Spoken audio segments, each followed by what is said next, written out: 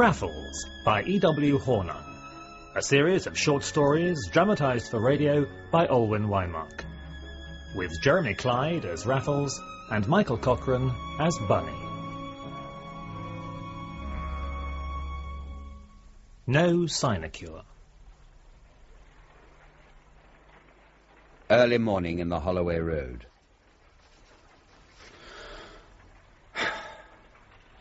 It was the year of the Diamond Jubilee, but I had little to celebrate. The sun was already forcing its way through the dirty windows of my cramped, untidy attic room. It was going to be a hot day. I sat at the rickety little table, the remains of my meagre breakfast pushed aside, trying to work. A series of articles being printed in a philanthropical daily. The subject, Reflections on Prison Life. My own. Pull yourself together, man. At least you're alive. Raffles was dead. A.J. Raffles, my dearest friend in the world and my partner in crime. That last image of him will be burned into my memory forever.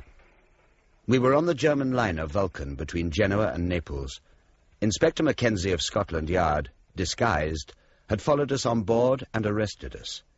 Then Raffles' sudden leap onto the ship's railing. I saw his hands shoot up and clasp together. Before anyone could move, the swift, plunging dive against the blazing sunset and into the sea below.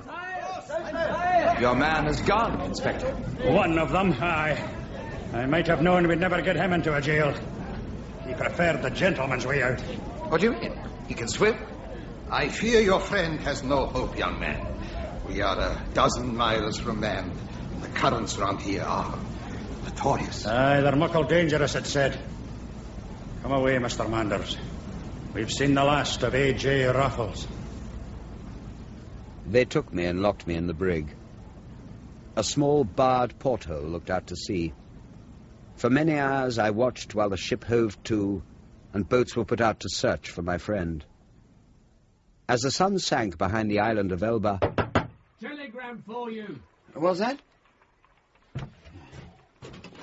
Telegram. Oh, thanks. I ain't had no rent off you this week, you know. You'll get it.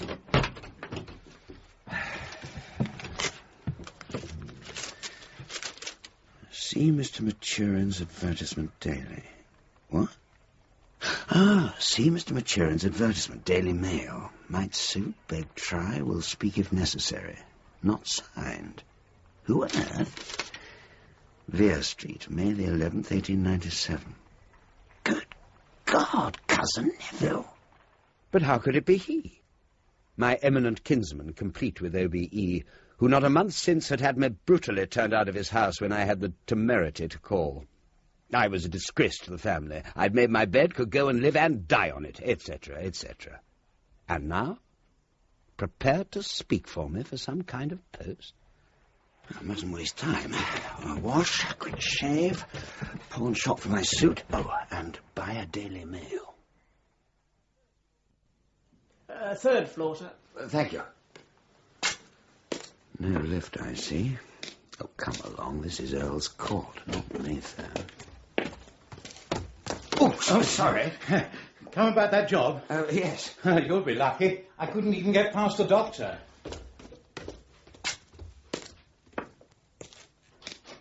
Number 29, I presume? I beg your pardon? The 29th applicant today.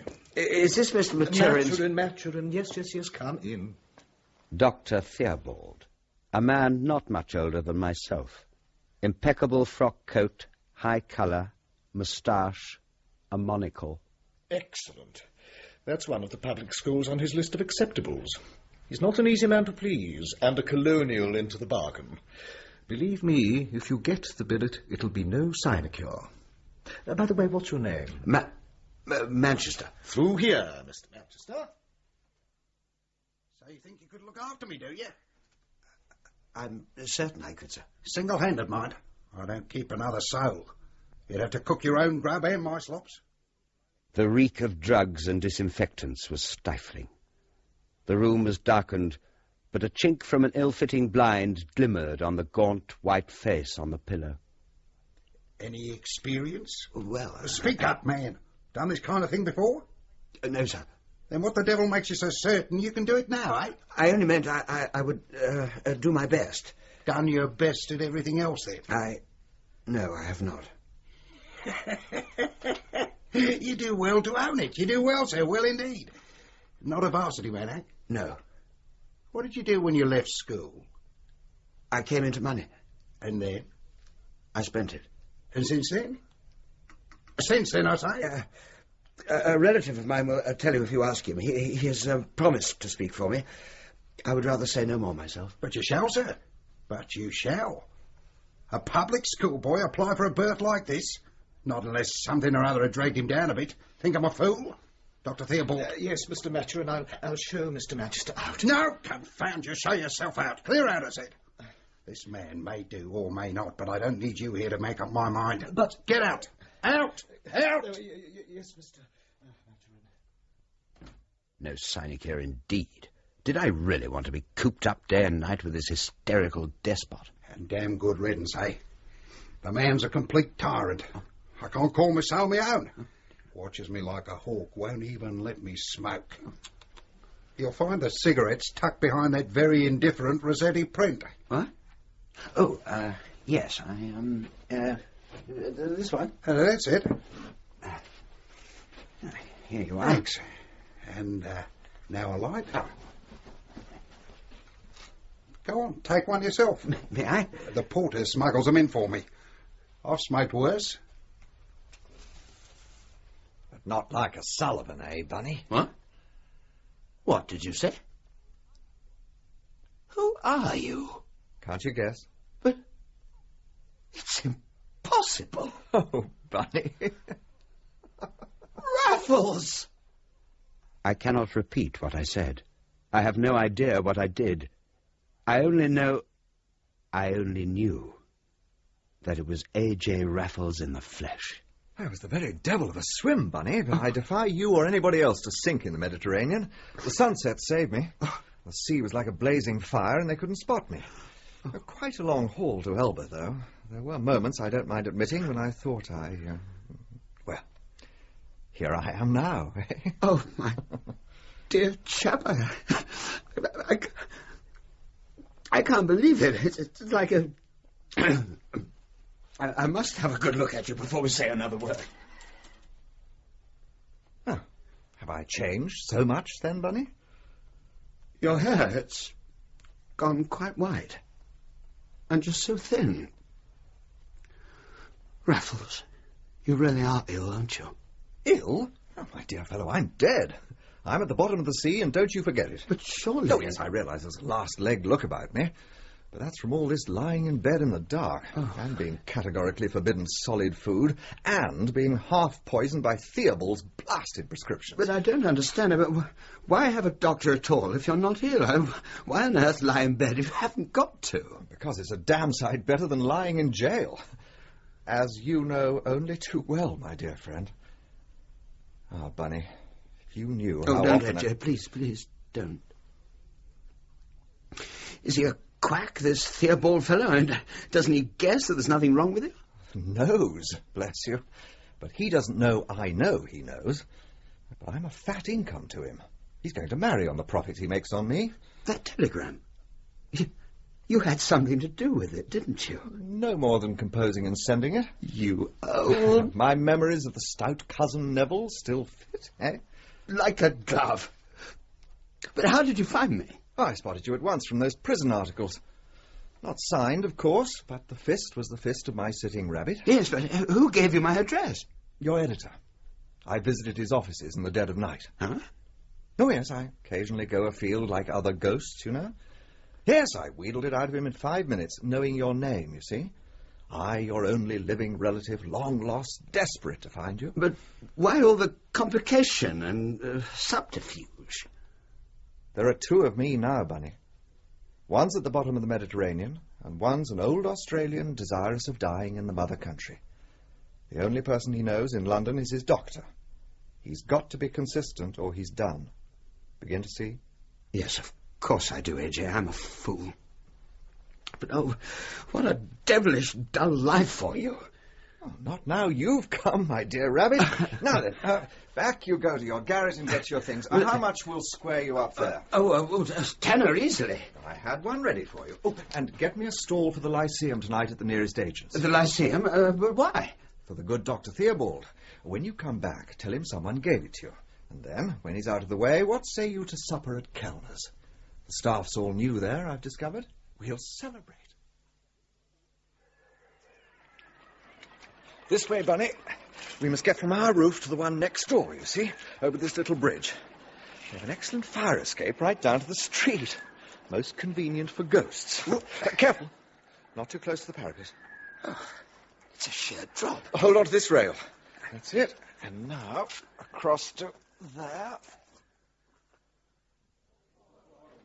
Oh, by the way, I forgot to mention we're from the wild and woolly West, so talk like a stage American. What? I can't possibly. Well, keep mum and leave it to me. Hey, you! May I help you, gentlemen? You sure can. Takes up one of your little old private rooms. I made a reservation for it last night. Jumping Jehoshaphat. Here, I'll pour that, friend. You just hustle right along. Bring us up our victuals. Yes, sir. I think I prefer your Australian. Well, if you can do better. No. Paul RJ 84. It's a long time since you and I cracked a bottle of this. A long time, Raffles. A long, long time. Well, here's to now. The old team. Back to work. When you say back to work, Raffles... Well, the work that you and I know best, Bunny. What else? Crime, you mean? I prefer to think of it as adventure. Yes, you always did. Bunny, I must have the straight truth from you. Are you game?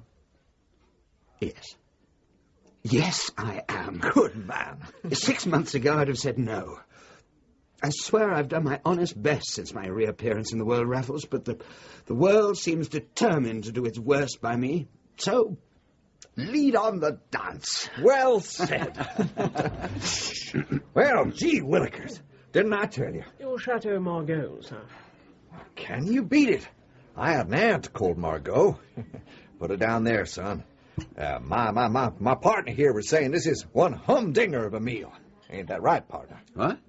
Yes, dang tootin'. Very kind, sir. Have a care, Bunny. I don't want you tripping over that parapet into eternity. Don't worry about me, old chap. Nothing to it. I've got you. Here, let's sit down for a last cigarette. Oh, no lights on in the ground floor, so our medico's still out. We smoked in companionable silence up there between the chimney stacks and the stars. Full of good food and excellent wine, reunited with the dearest friend I had, who until today I thought I'd lost forever, I felt a golden glow of contentment. I was quite startled when he broke the silence. Gold. Huh? What's that? Gold. That's what we need. Gold can be melted down into nuggets and paid for in hard cash across the counter in the Bank of England. Yes, that's true. Jewellery is simply not worth the effort. Do you remember that first little crib we cracked together? A couple of thousand that stuff was worth. Easily. But a few hundreds is what we got. No, by God, I'm done with fences forever. Me too. Heard of the Room of Gold at the British Museum? No, I can't say. What? British Museum? You don't mean you'd... Free admission, Bunny. Good deal simpler than drain pipes and rope ladders. That's as may be, but the place is alive. That room is positively stuffed with gold. Old vases and ewers and coins, and there's one really exquisite piece. A gold cup worth thousands. Oh, Raffles, be reasonable. I mean, surely even you hang on. won't get... What's that? What's the good doctor? Now, quick, Bunny. Move like the wind, down those back stairs and into our beds before he gets up there for his late-night checkup.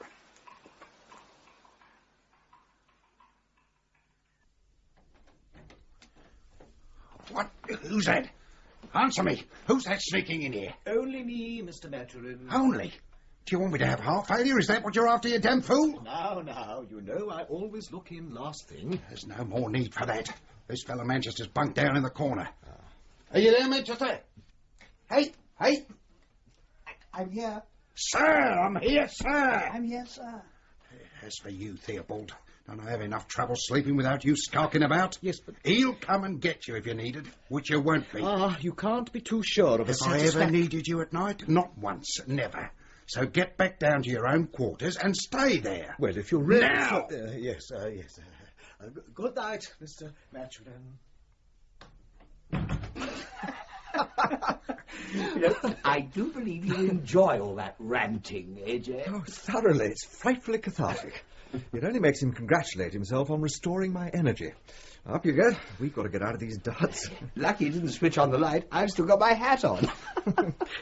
The matrimonial knot gets tied next week and he'll be off on his honeymoon. Now, the day after he goes, you can bribe the porter and tell him I'm pining for fresh air. We'll hire one of those invalid carrying chairs from Harrods to get me down the stairs. Where are we going? Kew Gardens. Oh, right, eh? And then we'll double back to the British Museum. Now, Raffles. Just for a reconnoitre, Bunny. What do you say?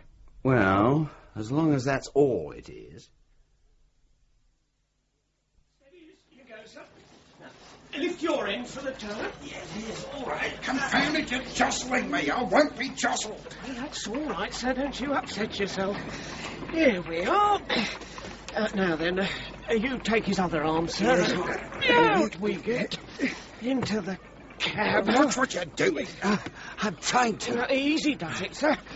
Well, there we are. Now, will you be taking this contraption with you, Mr. Manchester? Huh? Yes, I suppose we will. No, we won't. They've got bath chairs for hire at Kew. Use your head, man. Sorry, sir. Well, I'll stow it in the hall then, sir. You've got a lovely hot day for your outing. Put the bath chair over by that bench, Bunny. Righto. And now, quick march out the other entrance. We want to get there when the museum opens, before the crowds. Twopenny guide, please. There we are, sir. Thank you. Now, let's see. Oh, yes, here it is. Room 43. How do we know we won't see anybody who'll recognise us? Have we ever known anybody who would be in the British Museum at 10 in the morning? Come on, up those stairs.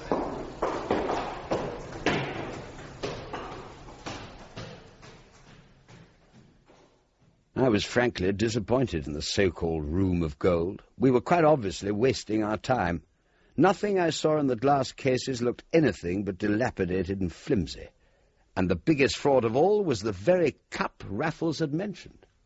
Why, it's as thin as paper. Quite. Hardly worth all this trouble to come and look at it. Shall we go? Oh, what a Philistine you are, Bunny. By Jove, it's magnificent. What do you think? Could we lift it? You better hadn't tried, sir. Good God! How could we have missed sighting this portly, red-faced constable? Well, I'm very glad to see they've got a proper policeman to guard it. Going to run me in, officer? I didn't say I was, sir. But that's a queer way for a gentleman like yourself to be talking. What, for saying to my friend that I should like to run off with the gold cup? Why, I don't mind who hears me say it, officer. It's one of the most beautiful things I ever saw in my life. Well, I dare say there's a good many as feels like that, sir. Exactly. But seriously, officer, is something as valuable as this quite safe in a case like that? Safe enough as long as I'm here. But you appear to be single-handed. Is that wise? I'm not single-handed.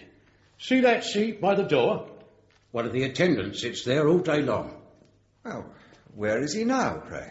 Only just down the corridor. A national treasure ought to be guarded better than this. Why, you haven't even got a truncheon. Now, I shall write to the Times about this. Lord bless you, sir, I'm all right. This here room would be filled up with people in no time.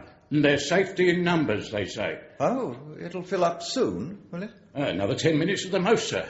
We don't usually get them up here till about 1:30. It's all them stairs. Well, I shall write to the Times all the same. You say the attendant's just outside, but it sounds to me as though he's at the other end of the corridor. He cocked his head, and for a moment we all three listened. We could just hear the murmur of voices, but a good distance off. Raffles' public-spirited indignation was visibly increasing. No, it won't do. It really won't do. What if my friend and I actually were professional thieves? Why, we could overpower you in an instant. That you couldn't. Oh, you think not? Well, perhaps I can persuade you differently. What have you done? Knocked him out, I hope. Now, quick, run to the door, see if those attendants are coming. Mechanically, I obeyed him. But even in my bewilderment, the instinctive caution of the real criminal did not desert me. I ran to the door, but sauntered out into the corridor. I planted myself in front of a Pompeian fresco. There were the two attendants still gossiping at the end of the corridor. It was hot weather, but the perspiration on my body seemed to have turned into a skin of ice. It was only when Raffles strolled out to join me that anger brought me back to life. A single glance showed me he was completely empty-handed. This wanton, reckless act had been for nothing. Interesting collection, but nothing to what they have in the museum in Naples. Shall we go? He took my arm and, cool as you please, moved off in the very direction of the two attendants. Slow march, Bunny.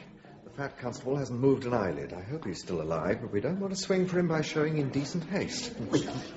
We'll be getting all the foreigners. I mean, London's crawling with them, but I ain't never seen... Excuse me? Oh. Yes, sir? A prehistoric art? Down the stairs and round to your left, sir. Thanks so much. I believe you're mad. Steady, Bunny, for God's sake. It's slow march for our lives. And pray for a cab when we get out of here. It wasn't till we got rid of the porter and were alone in his apartment that I told Raffles frankly and exactly what I thought of this latest deed. He stood my abuse without a murmur, too astounded even to take off his hat. It has always been your infernal way. You make one plan for yourself, tell me another just to keep me quiet, and then you Not today, Bunny, I swear. You said reconnoitre. Absolutely my only intention. Then why go and do what you did? Why on earth risk being run in for nothing? But I should have deserved running in if I hadn't yielded to that temptation, Bunny. Oh. What a chance in 100,000. We might go there every day of our lives and never again be the only outsiders in that room with one guard and the others out of earshot. It was a gift from the gods. Not to have taken it would have been flying in the face of Providence. But you didn't take it. You went and left it behind. Bunny. I had seen that little smile with which Raffles now shook his head once or twice in the past. All this time he had been wearing... your hat. My hat, Bunny. And our cup. For 10 days that confounded gold cup sat on the chimney-piece to be adored by Raffles, while newspaper columns were filled with shocked stories about its fate. Once we had learned that our constable had only been stunned, Raffles' spirits rose to new heights. Look at it. Only look at it, man. Was ever anything so rich and yet so delicate? Oh, and the history of the thing. Do you realize it's 500 years old? It once belonged to Henry VIII. What I realize is that it represents considerable danger for us both being here at all, and that the gold in it would scarcely pour 3 figures out of the melting pot. Good God, Bunny, what are you suggesting? Taking it was an offence against the law, but destroying it would be a crime against God and art. When you have me cremated, you can put my ashes in that cup and have us buried together. And meanwhile? Meanwhile, it's the joy of my heart and the delight of mine eye. And suppose other eyes catch sight of it? Oh, they never must. They never shall. It was quite bootless talking to him in this mood. I continued sending off my weekly telegram of report to Dr. Theobald as ordered, the composition of which gave Raffles much pleasure. And I must regretfully report that Mr. Maturin's temper grows worse daily. This week alone he has shattered several soup plates, 2 thermometers, and a pudding bowl. By the way, Bunny, I've had an idea after your own heart. I know now where I can place the cup. Then I congratulate you. Thank you. On the recovery of your senses. You've been so confoundedly unsympathetic about this thing, Bunny, that I don't think I shall tell you my scheme. I assure you I haven't the least wish to know it. However, it will mean you're occupying the porter this very afternoon. Huh? Twice. Once when I go out, and once about an hour and a half later when I return. This afternoon? Yes. Tomorrow's Sunday, and Jubilee's on Tuesday, and Theobald's coming back for it. But why not go after dark? Because it must be before 6. One more thing. Yes. Will you go out immediately and buy me a tin of Huntley and Palmer biscuits? Biscuits? Biscuits. The largest tin they have, mind. Obviously, I was to be treated like a child.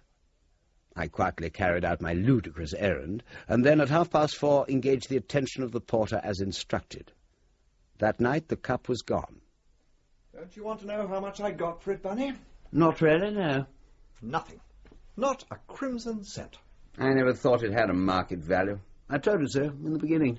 As a matter of fact, I had to pay them to take it. Oh, doesn't surprise me in the least. And that was the last mention we made of the subject until Monday morning, when Dr. Theobald returned. Have you seen this in the paper, Mr. Maturin? Don't know, do I, till you tell me what it is? It's about that gold cup that was stolen from the British Yes? Museum. What about it? They've got it back. What are you talking about, got it back? Scotland Yard, you mean? But how? Hang on there, Manchester. Just calm down. He's wild about antiques, this fella. Been worried sick about that cup. What's the story, Doctor? It was posted to Park Lane, to the Queen's Equerry, Sir Arthur Bigg, in a biscuit tin. Good God. Quite. It had a note in it from the audacious villain who'd taken it. A note? Printed on a postcard. It just said, let's see,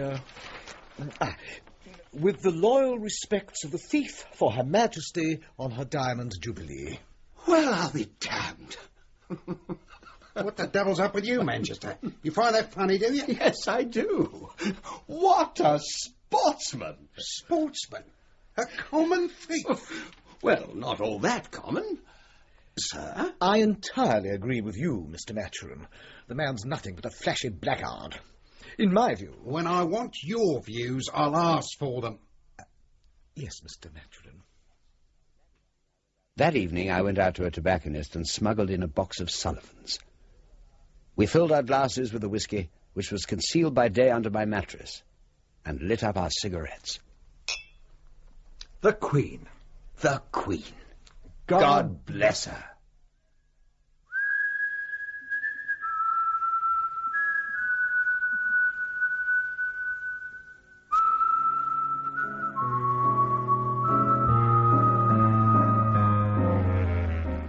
In No Sinecure by E.W. Hornung, dramatised for radio by Olwyn Waymark, Jeremy Clyde was A.J. Raffles and Michael Cochrane, Barney Manders. Gordon Reid played Dr. Theobald, John Hartley, Mr. Maturin, John Church, the constable, Keith Drinkle, the landlord, and John Webb, the porter. Other parts were played by Henry Stamper, Frederick Yeager, and members of the cast. The Raffles theme music was composed by Jim Parker, the sound balance was by Keith Perrin, and the production was by Gordon House.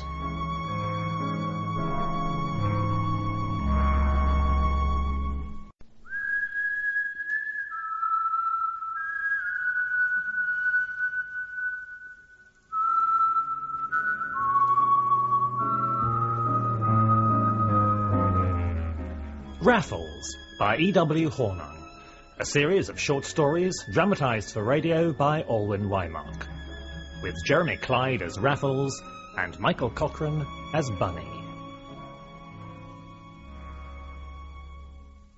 To Catch a Thief. No, all these audacious robberies are the work of one man. I'm aware of the theory about an organised gang. I say no. One man only, and a consummate villain at that. I don't mind admitting that a famous name returns again and again to my mind. But the owner of that name is dead. No, listen, he goes on. Had I not seen him drown with my own eyes, I might even believe that A.J. Raffles had risen from the dead to bedevil Scotland Yard once more. There now, Raffles, you flattered? Good old Mackenzie, and in fine poetical form. 5 raids in less than 3 months. On the smartest houses in town. And invariably some fashionable function or other. The Duchess of Dorchester's costume ball, Lord Kenworthy's annual charity tea, and the Paulson wedding, of course. They seem to think the presents were lifted, even while the happy pair were being pelted with confetti. Oh, Lord. Rice. Rice? Yes. The doctor told me to buy a packet. Oh, more rice pudding. Yes, I must catch the shops. While you're out, pick me up 1 or 2 of the least dreadful of the society papers, will you? Good heavens, you haven't taken to reading those rags, have you? They amuse me. Fella gets frightfully bored, you know, stuck up here. Poor Raffles. Bored indeed. It was no easy life masquerading as an ill old man and an Australian to boot. not to speak of being ruled over by the tyrannical Dr. Theobald. No, Mr. Maturin. You simply are not well enough. Confound it, Doctor. A man can't have body and soul together on these slobs. You must take my word for it, Mr. Maturin. Solid food at this stage would be a disaster. But efficient cover it certainly was. Even I hadn't recognized Raffles, my closest friend. I'd answered an advertisement for a male nurse. Or Raffles' scheme, of course, not the doctor's. Believe me, if you get the billet, it'll be no sinecure. By the way, what's your name? Manchester. And when Dr. Theobald had left us alone... Go on. Take one yourself. The porter smuggles them in for me. I've smoked worse. But not like a Sullivan, eh, Bunny? What? Impossible. Raffles was dead. To find him again had seemed nothing short of a miracle. And here we were in an attic apartment in Earl's Court, partners in crime once more. I've been thinking about that society cracksman, Bunny. He must have amassed a small fortune by now. And you and I have remarkably little to show for our second innings. Well, he's got a few long singles, old chap. But we've been playing a deuced slow game. What a partner that fellow would make for us, eh? Hey, Jay. Two's company, after all.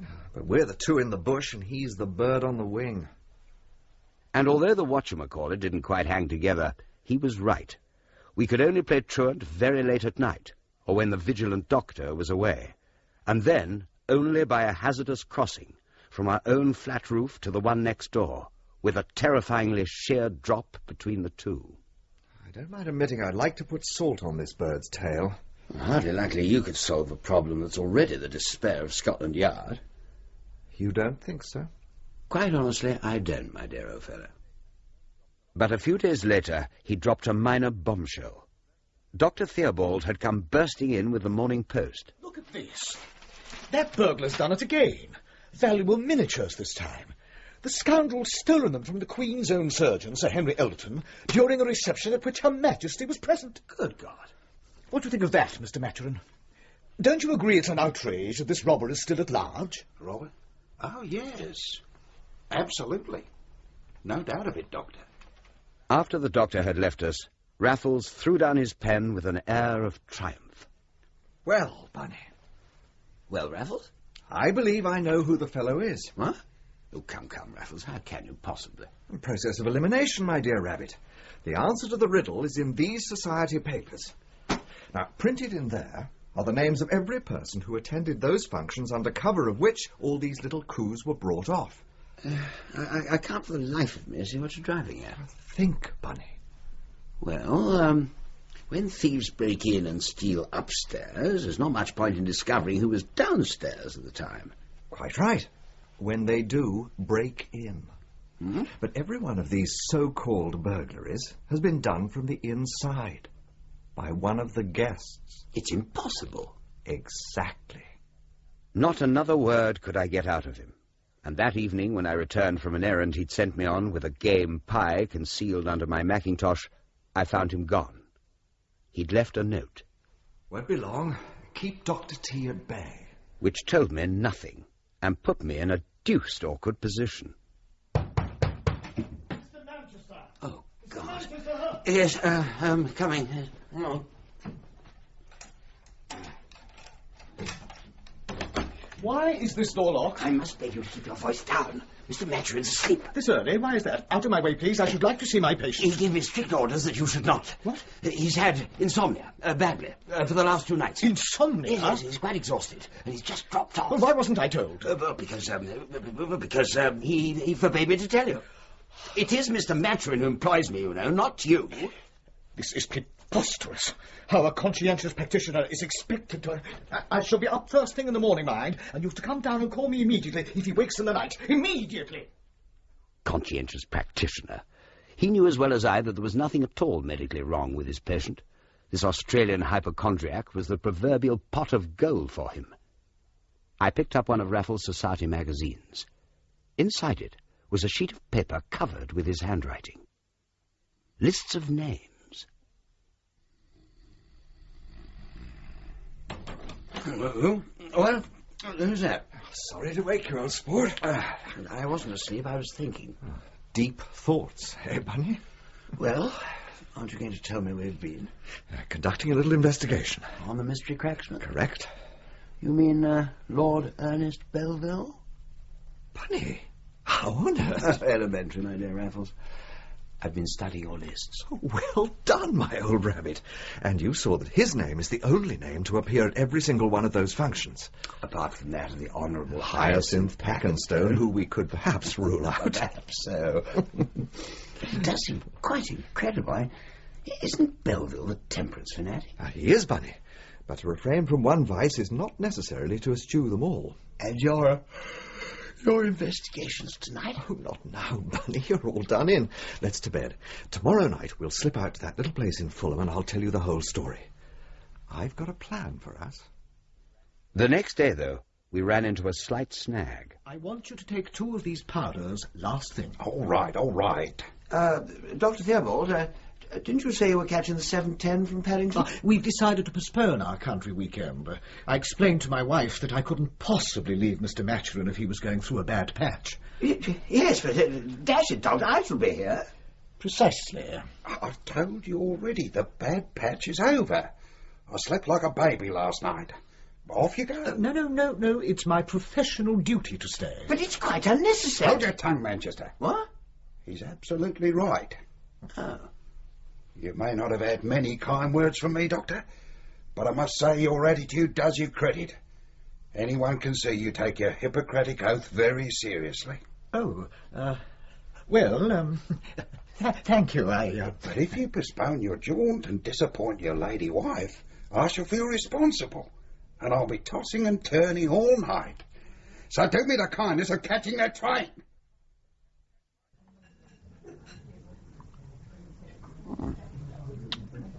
Nice champagne, this. 98, is it? 89, Bunny. Ah. You haven't convinced me yet, you know, Raffles. How can you be so positive Belville's the man? I visited him last night. You did what? Well, Lord Ernest was addressing a meeting of the Rational Drink Society at Exeter Hall. I waited outside and dogged him home. At King John's Mansions, Hyde Park. I intercepted him at the lift and told him I was Jonas Bridgenorth. Bridgenorth? Off the Post? That's the one, Bunny. I asked him for an interview for my column. Are you quite mad? Belville might easily have known the man. In which case I should have confessed to a bold journalistic ruse. Luckily, that wasn't necessary. He took me up to his rooms. He's as poor as a rat, Bunny, title or no title. But if he's been lifting all these jewels... Probably waiting to find the right fence. We know ourselves how tricky that can be. Waiter. Yes, sir? Another half bottle of this champagne. You can manage another glass, Bunny? Oh, I think so. I stuck some wax into his keyhole while he was calling up the lift for me. I filed up the skeleton today. But why? What do you need to... What? He's going to the Kirkleathams tonight. I saw the card stuck up. Ah, is he? Yes. But I still don't understand. The Dowager Kirkleatham has diamonds as big as beans. Oh, I see. Not so loud. The villain means to get them from her. And I mean to get them from the villain. Or rather, your share and mine. Will he consent to a partnership? We shall have him at our mercy. He dared to refuse. Capital. I was ready and eager for anything. I'd had just champagne enough. It was 11:30 when we walked into the lighted vestibule of St. John's Mansions. Lord Belville... Out for the evening, sir. Yes, I know that. We've just left him at Lady Kirkleatham's. He gave me his key and asked us to wait for him in his rooms. I'll get the lift directly, sir.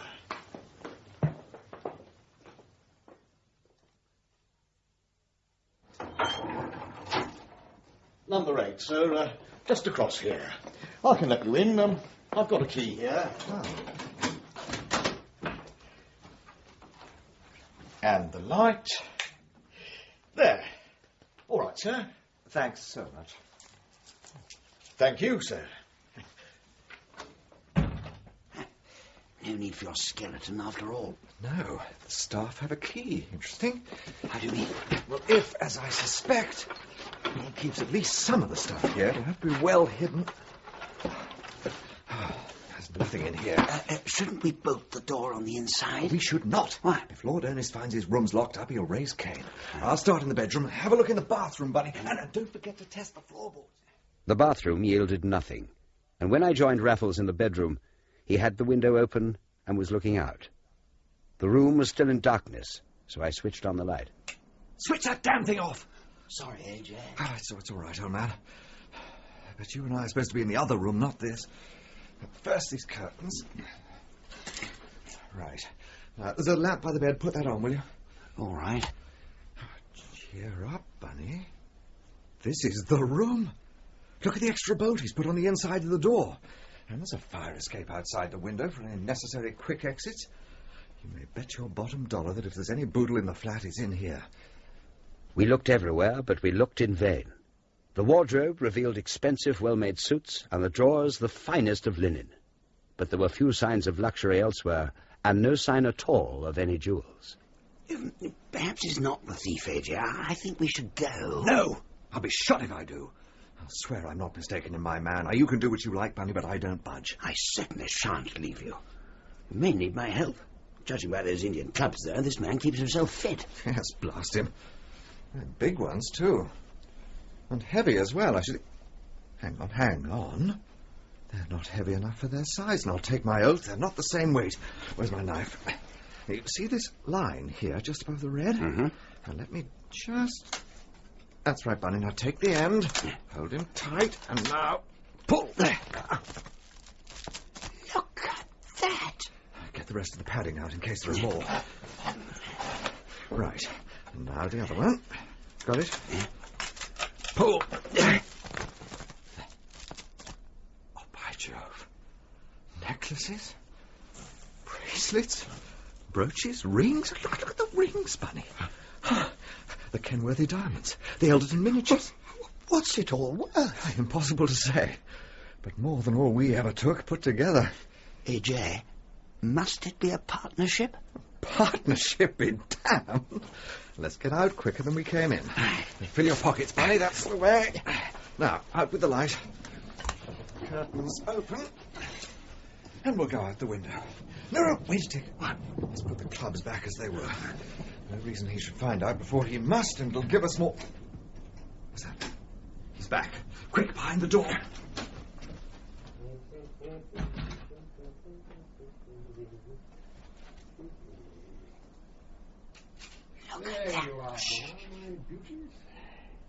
I began to shake, but Raffles steadied me with a firm hand on my shoulder. Then I felt him turning up the collar of my coat, buttoning it, and pulling my hat down over my brow. And as Lord Belville walked into the bedroom, Raffles switched on the light. Who's that? Lord Ernest Belville. It's no use your making a move. This is a loaded revolver, and I shan't hesitate to use it. I see. Police? Scotland Yard. I'm here to arrest you for a series of robberies committed to the Duke of Dorchester's, at Sir John Kenworthy's, and at other noblemen's and gentlemen's houses during the present season. Well. I recognize you now. My interviewer from the Post. I didn't think any of you Yard fellows had it in you. With his overcoat buttoned to the chin, his tall hat and his keen, stern expression, Raffles looked the ideal detective for fiction and the stage. What I looked like, God knows, but I did my best to glower convincingly. Wouldn't take a share, I suppose? I think we will regard that remark as unsaid, my lord. Well, a drink at least. It's all right. I'm only getting out my flask. Drink? But I thought you were... Yes, did you indeed? Have some? No. Well, in that case... Come into the other room. Oh, keep me covered, by all means. Look at these. The Kirkleatham diamonds. You'd better add them to the bag. Thank you, my lord, we will. And now, sir, we must be going, and you will have to come with us. Give me time to put some things together, will you? A pair of pyjamas and a toothbrush, don't you know? 5 minutes only, my lord. As I don't want to cause a disturbance here, I'll tell them to keep a cab. Inspector? What? Inspector, you'd better keep this revolver while I'm gone. Huh? Yes, sir. Back in a moment. Sea green incorruptible, are you? You won't corrupt me. I see. What if I were to make a break for it? No, I shouldn't try that, sir, if I were you. Then I'll try this flame. He turned with lightning swiftness, and his right hand closed tight over the barrel of the revolver. You'd better not shoot. If you do, it'll be worse for you than for me. I will if I have to, I warn you. Better not. Really. If you look, you'll see the revolver's pointing directly at your foot. Even as I gazed down in horror, I saw his other hand doubled into a fist coming up toward my chin. It lifted me off my legs, and I was dimly aware of the crash I made in falling. Bunny! Bunny! Bunny! Is he gone? Out the window. Oh, Raffles, I'm sorry. Sorry? Well, what on earth should we have done with him? He behaved exactly as I expected. Oh, but my poor dear Bunny, I expected you to take the bribe. A.J. Still, it's better this way. More convincing. Oh, good. We got back to Earl's Court, and Raffles managed to haul and push me up the fire escape of the house next door. By this time, I was quite light-headed, in spite of the pain. He goes down his own ladder, we go up ours. Only his pockets are empty and ours are full. Don't talk, Bunny. Concentrate. I've got to get you over the little bridge to our roof. Where the devil is it? I thought, confound it, it's as black as pitch tonight. Ah, here we are. Now, hang on to the railing for your life. Take it slow. That's it. I've got you. Don't look down. There we are. Oh, done it. Bear up, Bunny. Now, here, sit on the edge of the skylight. I'll put my coat round you. There. I'm going to nip down and bring you up some whiskey. I shan't be a tick. He disappeared into the darkness. I sat in a heap, feeling sick and shivery and very sorry for myself. Then... You have been quick. Yes. And you've to be quicker still. Belleville. Your servant. Out with your wrists, and if you utter a syllable, you're a dead man. In his hand gleamed a pair of handcuffs, and before I knew it, one had snapped its jaws over my wrist. Then, with a revolver pressed hard against my ribs, he pulled me to the very bridge Raffles had just got me across, and handcuffed me to the rail midway across the chasm below. How could I warn Raffles? At any moment... And there he was, a flickering candle in one hand, a glass in the other, the perfect target. Where are you, old chap? This isn't you, is it? Kindly remain standing exactly where you are, and don't lower that candle an inch unless you want your brains blown into the street. Oh, I think I will put it down, you know. I warn you. Here you are, Bunny. Drink this. Why don't you shoot?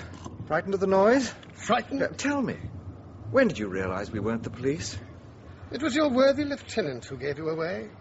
Smart detectives don't go about with rabbits to assist them. Though you mustn't put all the blame on him. It was you who was so sure I'd gone out by the window.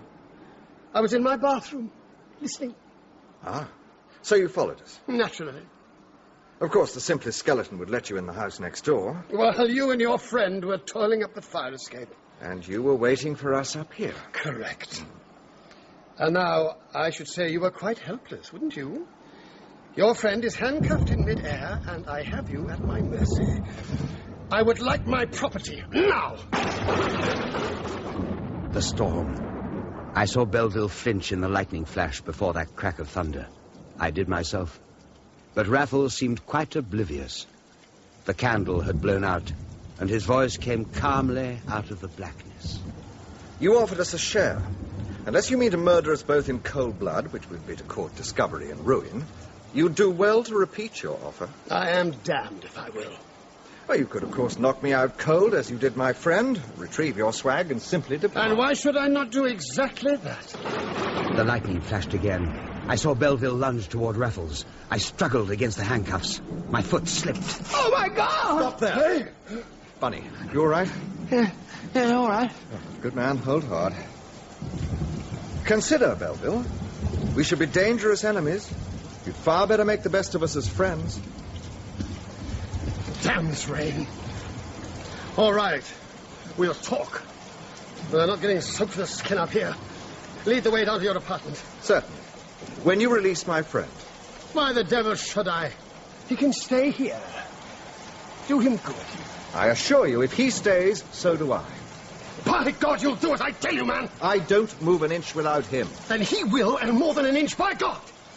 Do as I order, or I'll unlock him and push him over. Don't think I won't. No! No! You watch me! I clung desperately to the railing as I heard him lurching toward me. Another flash of lightning. In its blue-white glare, everything seemed to happen with the slowness of a dream.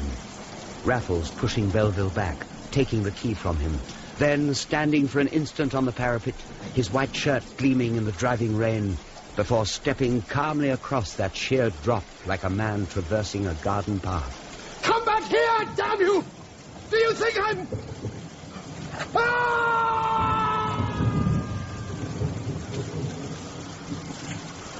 Oh, my God, Raffles. My God. He would have killed you, Bunny. It would have been you down there. The rest of that terrible night is still hazy and confused in my mind. Such dreams. Again and again I saw the big man stumble, his face, the dreadful fall. On the Sunday, I woke with a bad chill and a very swollen face. The porter's been up. He told me a passerby discovered Belleville's body in the small hours. Oh, don't remind me. Well, it's lucky for us that Theobald's not back till Tuesday morning. You might ask awkward questions about that jaw. You won't be able to eat much, Bunny. I'll get you some of my delectable slops. There was almost nothing in the papers, either that day or the next. An accident in Earl's Court, but no details. He had powerful kinsfolk, you must remember. More hot tea and whiskey, Bunny? Yes, please. Oh, by the way, I've prized up a floorboard in the bathroom and I've stowed our hall under it. On Tuesday morning, when I heard Dr. Theobald's knock, I ducked quickly into the bathroom and tried gingerly to scrape off my 3-day stubble. There's a man from Scotland Yard downstairs. Scotland Yard? What does he want? Well, there was some sort of accident next door the other night. He wanted to know if we'd heard anything. I told him I'd been away and that you were far too ill to see him. I said he could speak to Mr. Manchester. My God. Where is he, by the way? Out. He's getting some books I ordered. Tell the man to come up. I'll speak to him. What? I couldn't possibly allow it. You're not at all well this morning. Tell him to come up. And you stay down. I opened the bathroom door half an inch, and I couldn't believe my eyes. Good morning. It's good of you to see me. Mr. Maturin, is it? Inspector Mackenzie of the Yard. The Yard, eh? Must be an important case. An important family, sir. They requested a quiet investigation at the highest level. Do you know, it's quite a coincidence it should be you coming to see me, Inspector. Oh, why is that, sir? As it happens, I've followed your career with great interest for some years now. I often see your name in the newspapers. Oh, is that so? I've got a great admiration for Scotland Yard, you know. Best in the world, I'd say, and they're lucky to have you. Oh, you flatter me, sir. I never flatter. It's not our way down under. Now, what did you want to ask me, Inspector? Fire away. Ask? Oh, aye. Last Saturday night, did you hear anything unusual between the hours of, say, midnight and 2 a.m.? Wasn't there a storm that night? Aye, there was. Well, I heard that. And I heard the snoring of my nurse. He sleeps in that bed over there. Sounds like a herd of wild boars at night. Between him and the storm, I can't say I noticed anything else. Nothing, sir. Nothing? Sorry I can't help you more. I didn't really expect it, sir. A formality. Well, I won't trouble you any further. Been an honour to meet you, Inspector. Cheered me up. You can imagine my life's not exactly full of excitement. Oh, I expect not, sir. I'm very grateful for your cooperation.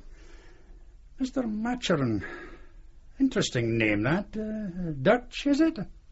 Australian, as a matter of fact. Oh, I do notice your accent now you mention it. Well, I'll wish you good morning. Goodbye, Inspector. Before you go, do tell me, have you caught your society jewel thief yet? Oh, not yet, sir. But we will. You can wager everything you own on that. Well, perhaps not quite everything, eh, Bunny? Most amusing, AJ. Yeah, wasn't it? By the way, Bunny. What? You've got shaving soap on your nose.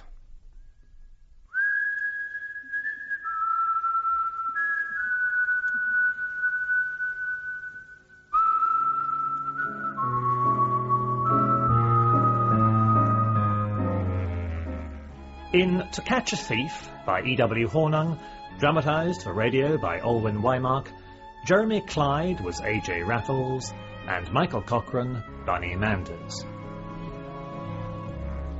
Henry Stamper played Inspector Mackenzie, Gordon Reid, Dr. Theobald, Terence Edmund, Lord Ernest Belville, and John Hartley, Mr. Maturin. Other parts were played by members of the cast.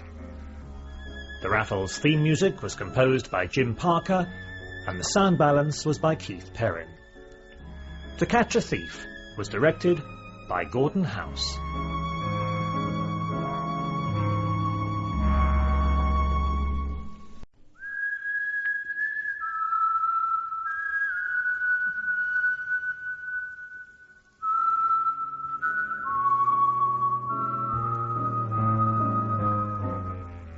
Raffles by E.W. Hornung, a series of short stories dramatised for radio by Olwen Wymark, with Jeremy Clyde as Raffles and Michael Cochrane as Bunny.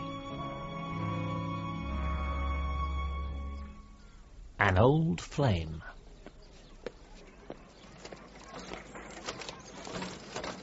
Why are you going so fast, Bunny? You're rattling me to bits. Sorry, Raffles. We're late. I promised Dr. Theobald I'd have you back before dusk.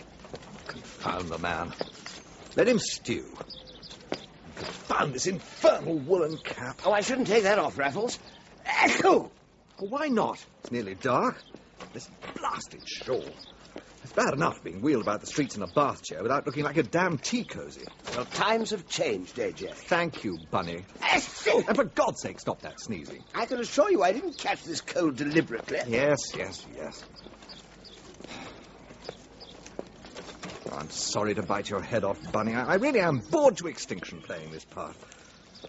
In fact, I sometimes think extinction would be preferable. Oh, don't say that, Raffles. Oh, don't worry, old chap.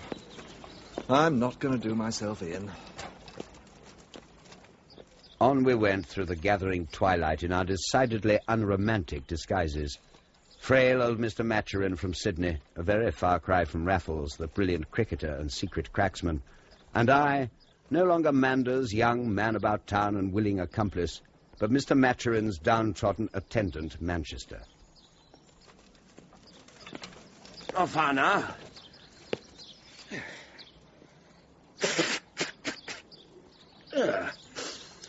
Pleasant square, this. I haven't been through it before. Actually, it mightn't be a bad hunting ground for us. You're joking. So close to home. Well, the old tea cosy and his faithful nurse would hardly come under suspicion. You're forgetting that the nurse has a prison record. After all, I have no disguise. I said you should have persevered with your moustache, old fellow. The moustache was not a success, Raffles, as you know. And simply pointing out... Absolutely right, Bunny. Your prudence does you credit. Thank you. Very tempting, those balconies. A leg up and you'd be there. Quite. And in the full view of every occupant of the square. Not if you were quick enough. Do you suppose the big house on the corner is vacant, Bunny? It's the only one in the square not lit up. No, I don't think so. I can see curtains. There's a potted palm in the bow window. Yes, so there is. Probably the owners are away on holiday. I expect they are. Or perhaps just out for it. Raffles! Keep an eye on the rug, Bunny. Where are you going? Just to reconnoitre the ground. It's madness. It won't take a minute. I was helpless. I watched him sprint across the road and go lightly up the steps of the corner house. In an instant, he'd caught hold of the balcony and swung himself up. 2 seconds to insert the blade of his penknife under the window catch, and he disappeared. It was a masterly display, and I was thanking God there was no other witness to it than myself when... Evening, sir. Oh, a good evening, Constable. You look lost, sir. Can I help at all? No, I mean, yes, thank you. I'm looking for the house where I'm to, pick up an invalid. Number 68, actually. You're standing in front of it, sir. Ah. No, what they told me was that it was 10 houses beyond number 68. That would be 78. Exactly. Just outside the square, that is, sir. Carry straight on and take the first left. The first left. Excuse me. Bless you, sir. Thank you. Good night. Good night, sir. Come out now, Raffles. Please, come out. Great Scott, a light. Sure, he'd never... There was somebody in the house after all.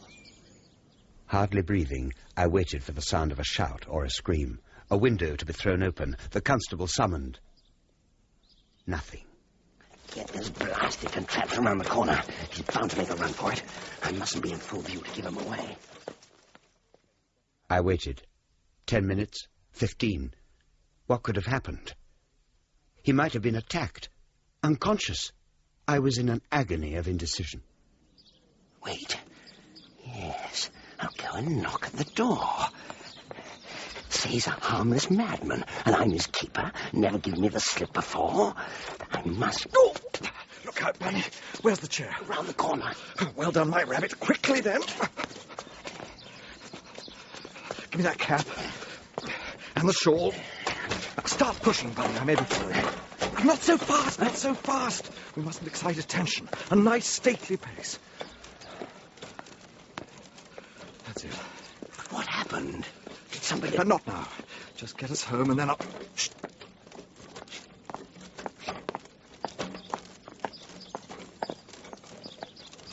Who was it? It's all right. There's some woman. Oh. What's wrong? What is it? Nothing. Home, home, home, and not another word until we get there. So... Really, Bunny?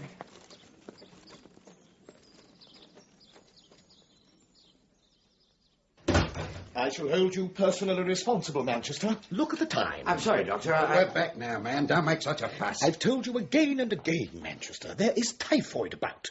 The damp evening air is the worst, and you and your damned cold doesn't help. Will you just get me up the stairs? Yes, of course, of course. Well, get on, Manchester. Go up ahead and open Mr. Maturin's door. Lean on me, Mr. Maturin. Oh, I think I shall have to forbid these little outings altogether at this rate. Lock the door, Bunny. Where's the whiskey? Under my bed. Oh. Now, Raffles, will you please explain... soda? Behind the bath. What happened in that house? My Waterloo, possibly. And get the glasses, will you, Bunny? Here we are. Steady on edge. I don't want that much. I do. Here, I'll pour mine. I've never seen you like this. You must tell me what's happened. Jacques Saillard. Recognize the name? He's a painter. Wrong. Ah, I thought I'd seen something at the Royal Academy. You did. Then he is a painter. He's a woman. The woman who passes in the street. He was disguised as a woman. That seems very... Not he, she. Jacques Saillard is her pseudonym. Oh, right. And she was in the house? She was. In her studio at the back. When she heard me moving about, she came straight up to the room and switched on the light. Brave. Not quite the word for this lady, Bunny. Indomitable, inexorable, relentless, any of those might be closer. I don't mind telling you that I fear her more than any person on God's earth. Oh, come now. I assure you I'm serious. This is a woman, a very beautiful woman, who when she wants something invariably gets it. She once wanted me. An old flame? Yeah, something like that. Years ago, but I broke with her, you see. I think she never forgave me. The expression on her face when she turned on the light and saw me... Not astonishment. Triumph. Arthur! Good God! Is this your house? My husband's. You're alive! I knew. Somewhere in my soul I knew. I simply stood there staring at her. I think I may say I'm not often at a loss, but I was struck quite dumb. Oh, Arthur. Arthur, I've waited so long. But you're married now. He's of no importance. Oh, your face is so thin and your hair quite white. You've suffered, my darling. Well, I have... Oh, why didn't you confide in me, Arthur? It was only from the newspapers that I learned about your double life. That is why you wanted us to part, wasn't it? To protect me. No, it was... Did you think I would be shocked? I am an artist. I'm not interested in laws or convention. I would have helped you, lied for you, protected you, died for you. Yes, I'm sure you would, but it... But what does all that matter now? You're alive. We're together again. And then, the cat, or whatever it was, finally released my tongue. I took her by the hand and sat her down and spun her my yarn. Which was? That I'd sunk as low as you can dig, that Bill Sykes couldn't hold a farthing dip to my villainy, that I'd spent my nights in a thieves' kitchen in 7 Dials, adding hastily that I'd stolen this suit because my own rags were dropping off me, and I begged her to let me push on to the devil in my own way and have nothing to do with me again. I was very persuasive. And she let you go? But, just as I feared, decided to follow me. To 7 Dials? I devoutly hope so. I told her I was going back there. Well, well, thank heavens you put her off the scent.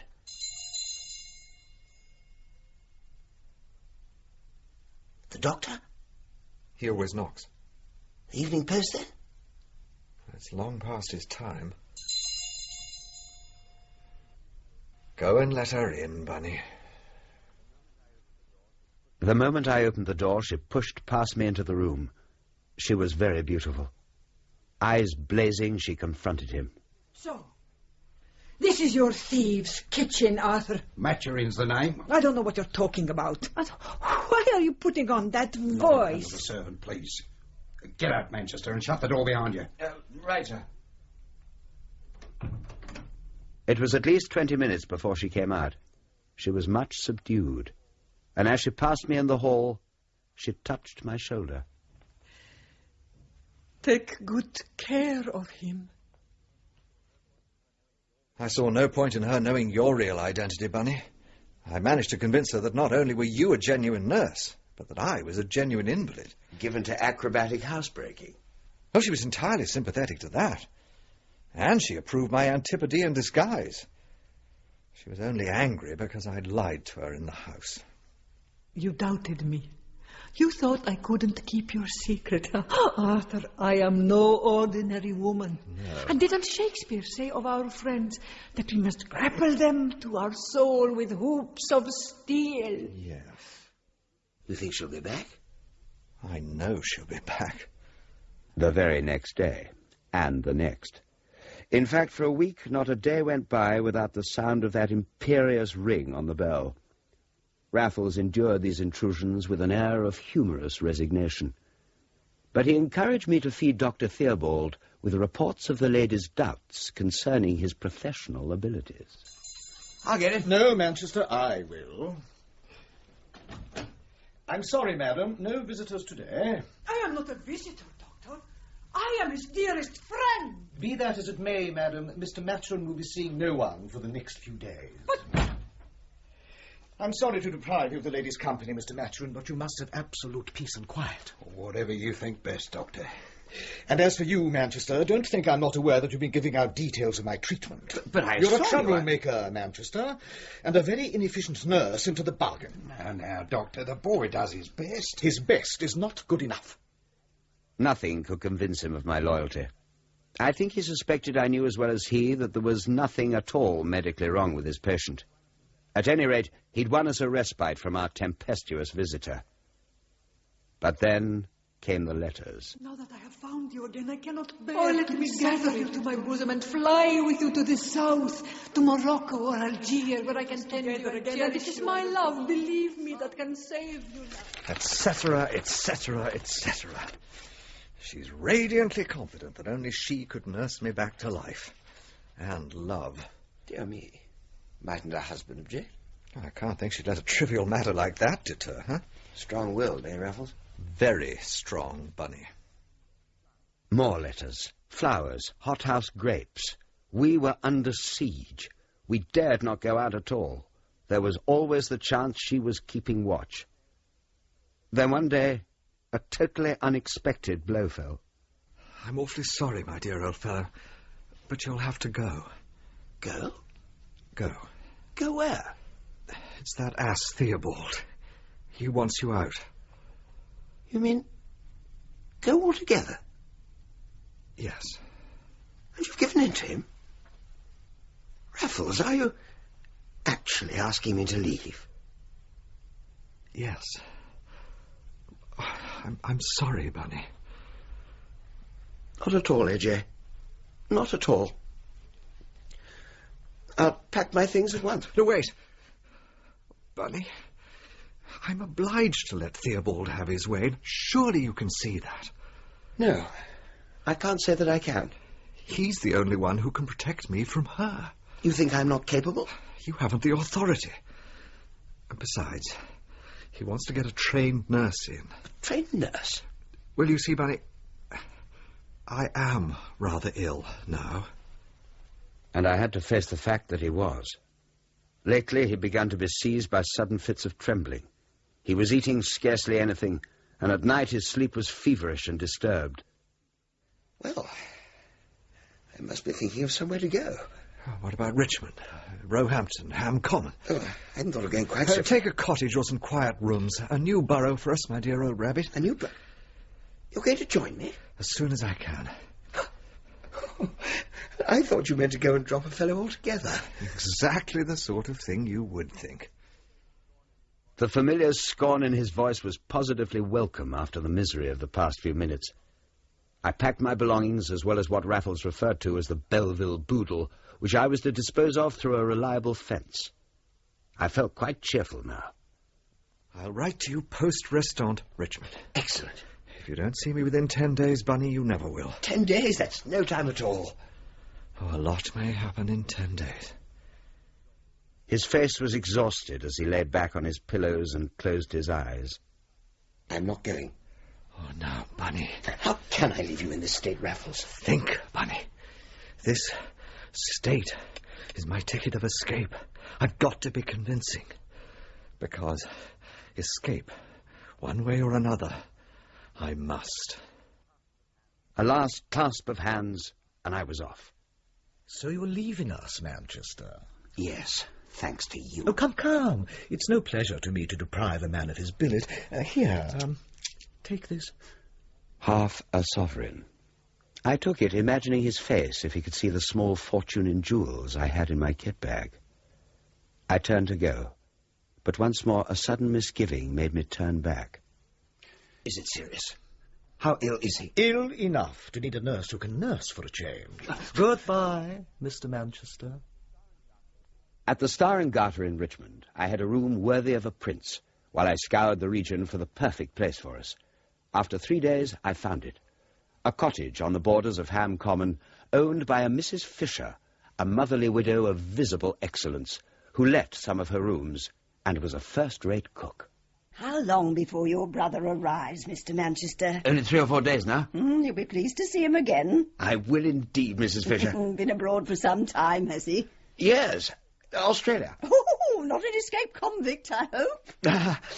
Would you take him in if he were? Of course I would. What, your brother? I'd take him in if he was a Bolshevik. Now, about your supper, Mr. Manchester, I've got a nice bit of sirloin, and I thought buttered carrots. And how about a few parsley? Sorry, Mr. Manchester, still no letter for you. You're quite sure? Positive, sir. It was the 10th day. I'll come back again this evening. If you don't see me within 10 days, you never will. That day I visited our reliable fence and disposed of the Belleville jewels. We might well have need of ready cash. In the evening, I went back to the post office. You mustn't worry so, Mr. Manchester. There'll be a letter from him this time. You see if there isn't. There wasn't. If there's nothing first thing tomorrow, I shall go straight to Earl's Court. It was a wretched morning. A weeping mist shrouded the streets and houses. As I approached our house, I could just make out some kind of tradesman's van in front. Dear God, it's a house. I rushed in, and without knocking or ringing, pushed open Dr. Theobald's door. He was in black from head to heel. Who's dead? For God's sake, who's dead? Mr. Maturin. I stared at him. The silence seemed deafening. I should never have left him. What good could you have done? He died of typhoid. I heard the sound of slow footsteps coming down the stairs into the hall outside. That'll be the coffin. I swayed on my feet. My head swam. Sit down, Manchester. You need a stiff drink. It was a very stiff one, and it cast a merciful haze over the next hour. The most painful single hour of my life. The next thing I knew, I was standing beside the open grave. You loved him too, Manchester. She was standing beside me, dressed in deep mourning. Through the veil, I could see her face was wet with tears. So was my own. Oh, yes. I loved him. Take these. She handed me a spray of the great bunch of white roses she held.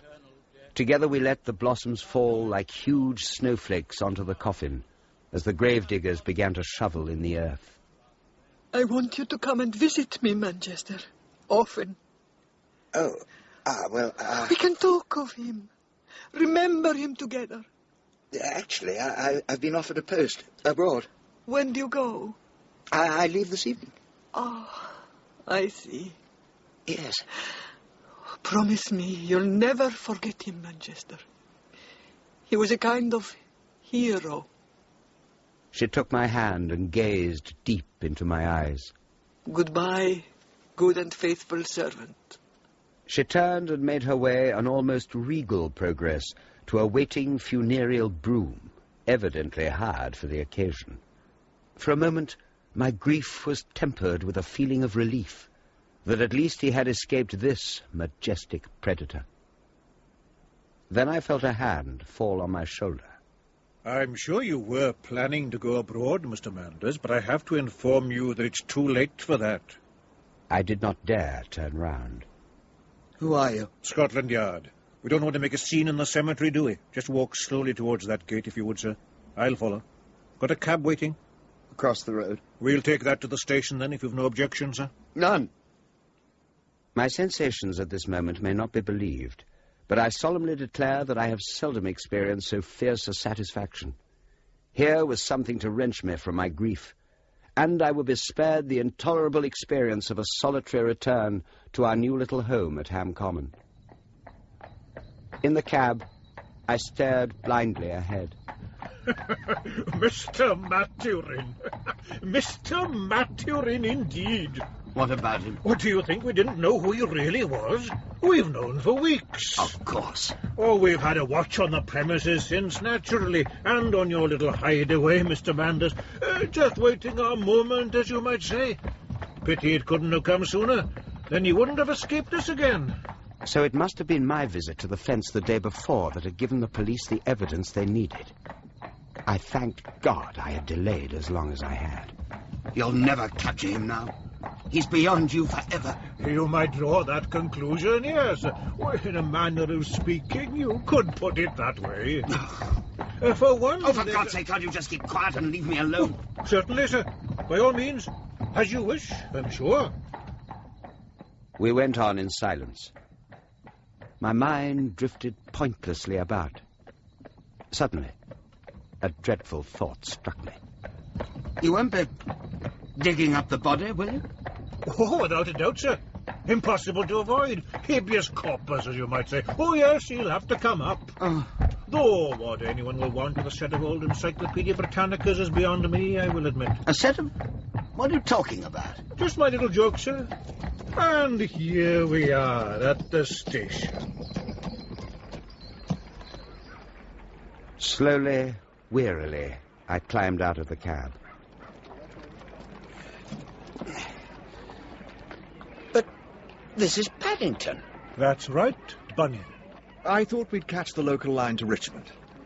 Pay the man, will you, old chap? I haven't a penny. Bunny? Once more, Raffles had turned my world upside down for me. When I had recovered from my astonished joy and we were safely on the train, I bombarded him with questions. What persuaded him? £1,000 persuaded him. I always knew he was a humbug. Lucky for us he was. And of course he heartily detested the lady. I can certainly understand that, Mr. Maturin. The grave's the only place you would be safe from that woman.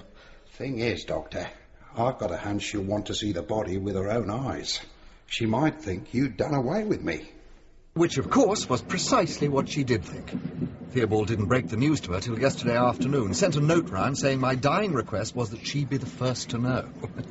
She came into the house like a tornado. I can imagine. I was lying in the open coffin on the bed, swathed in netting. Curious sensation being in your own coffin. The nurse had arranged for it to be sent round early that morning. So he did get a nurse. His wife. Now, they did a very good job, Bunny, in every detail. I was pretty heavily drugged, you know. The good doctor was very daring. I was as near dead as a man needs to be. He might have really killed you by mistake. Yes, I suppose so. It didn't really seem to matter. AJ. Oh, Bunny, it was the first time in my life I'd ever felt completely trapped. At any rate, there I was, lying in state. I remember I felt very cold and strange, and their voices seemed to come from a long way off. You've killed him! You stupid, incompetent fool! I could have saved him! Nobody could have saved him, madam. This strain of typhoid leaves no survivor. No! Not any closer, please. And I advise you to put on one of these surgical masks. There may still be a danger of infection. Do you think I care about infection? Goodbye, my love. Goodbye. Richmond Station! Richmond!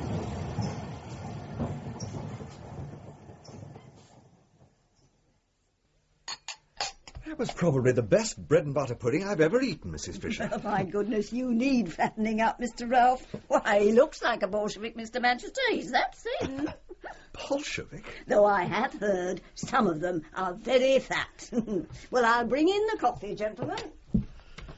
And now, a Sullivan.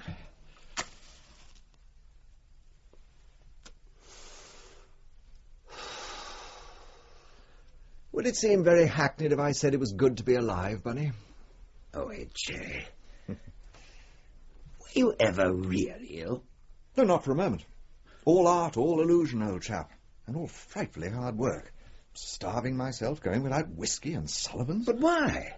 Theobald knew you were shamming. Oh, but Bunny, you were the one who had to be convinced. So I could go through that agony? Oh, believe me, old chap, it was essential. Could you have possibly hidden the truth from that woman? Well, of course I could. At the funeral? When you and she were strewing my coffin with roses, holding hands, gazing tearfully into each other's eyes? I could feel myself blushing with chagrin. Raffles smiled at me with great affection.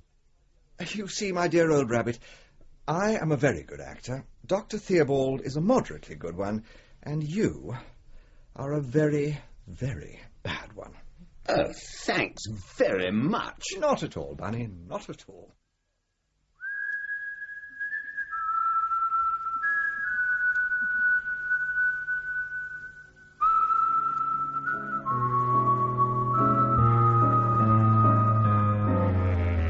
In An Old Flame by E.W. Hornung, dramatised for radio by Olwyn Wymark, Jeremy Clyde was A.J. Raffles, and Michael Cochrane, Bunny Manders.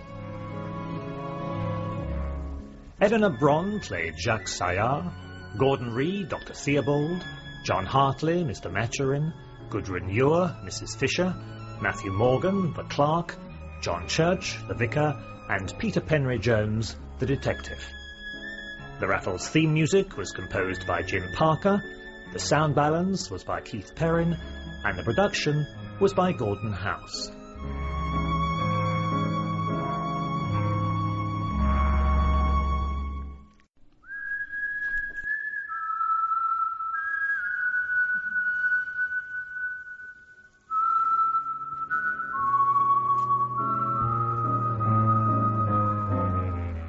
Raffles by E.W. Hornung, a series of short stories dramatised for radio by Olwyn Wymark, with Jeremy Clyde as Raffles and Michael Cochrane as Bunny. The Raffles Relics. The cottage on the edge of Ham Common, an idyllic retreat. Sunny rooms at the back overlooking the garden and the common beyond, a comfortable motherly landlady, and autumn walks along the lanes to Ham Cross and Pegg's Pond. It was the perfect kind of convalescence for poor old Raffles. He'd virtually starved himself in the last weeks in Earl's Court so as to be convincing in his pretended death. He'd convince me. So all the more wonderful to be rowing him up the Thames now. Let me take the oars, Bunny. You're blowing like a grampus. I'm all right. Through there. I insist. It'll do me good. I'm stronger every day. And he was. In the weeks we'd been here, due not least to Mrs. Fisher's excellent cooking, my vagabond brother Ralph, as she knew him, had been altogether transformed from the emaciated scarecrow he'd appeared on arrival. Australia. Can't have got any decent cooking there. Why, it's as thin and pale as a ghost. It was an eerie word to choose. Raffles was a ghost, twice over. Once years ago when he'd plunged to his supposed watery grave in the Mediterranean, and this recent funeral staged in a London cemetery. Not bad for a corpse, eh, my dear old rabbit? First rate. It was a happy time, this healthy rural life together, these pleasant, uneventful days. Uneventful until today. For the first time we'd ventured up to town. And now, hours later, I sat alone, over an almost untouched supper, trying to fight off my terrible anxiety.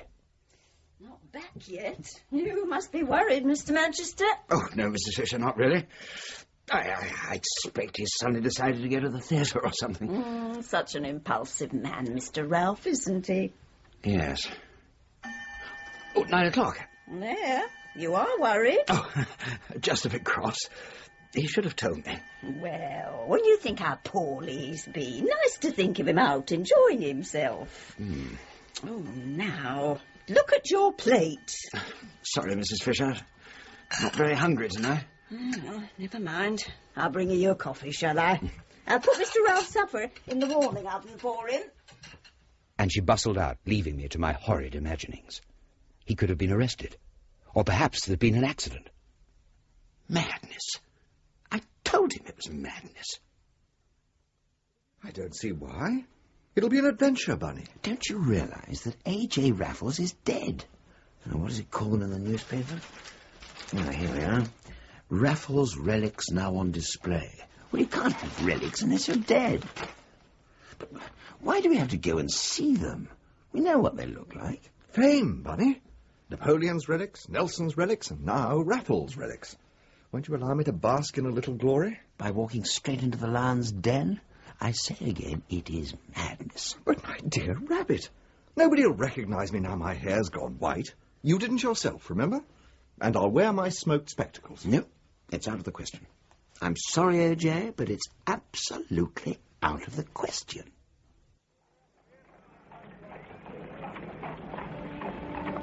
Dull would he be of soul who could pass by a sight so touching in its majesty, eh, Bunny? Huh? Good old Wordsworth. Oh. Westminster Bridge. There's not a view like it in the world. Change your mind, Raffles. Why don't we just get ourselves a rattling good lunch, eh? Then we could go to a gallery or a matinee. We are going to the Black Museum. Or I am. I expect I can get in by myself on this reporter's pass of yours. Well, you cut along to a matinee, old chap, and we'll meet later at the station. I'm coming with you. Good. Oh, I say, it's starting to rain. Cab! Yes, sir. New Scotland Yard, driver. Fortunately, we had the museum to ourselves at first, except for our guide, a callow and very talkative young clerk with the tallest collar I'd ever seen and a face as pallid. I stifled my impatience to get this rash escapade over and done with as we followed him solemnly from case to case. This revolver belonged to Charlie Peace.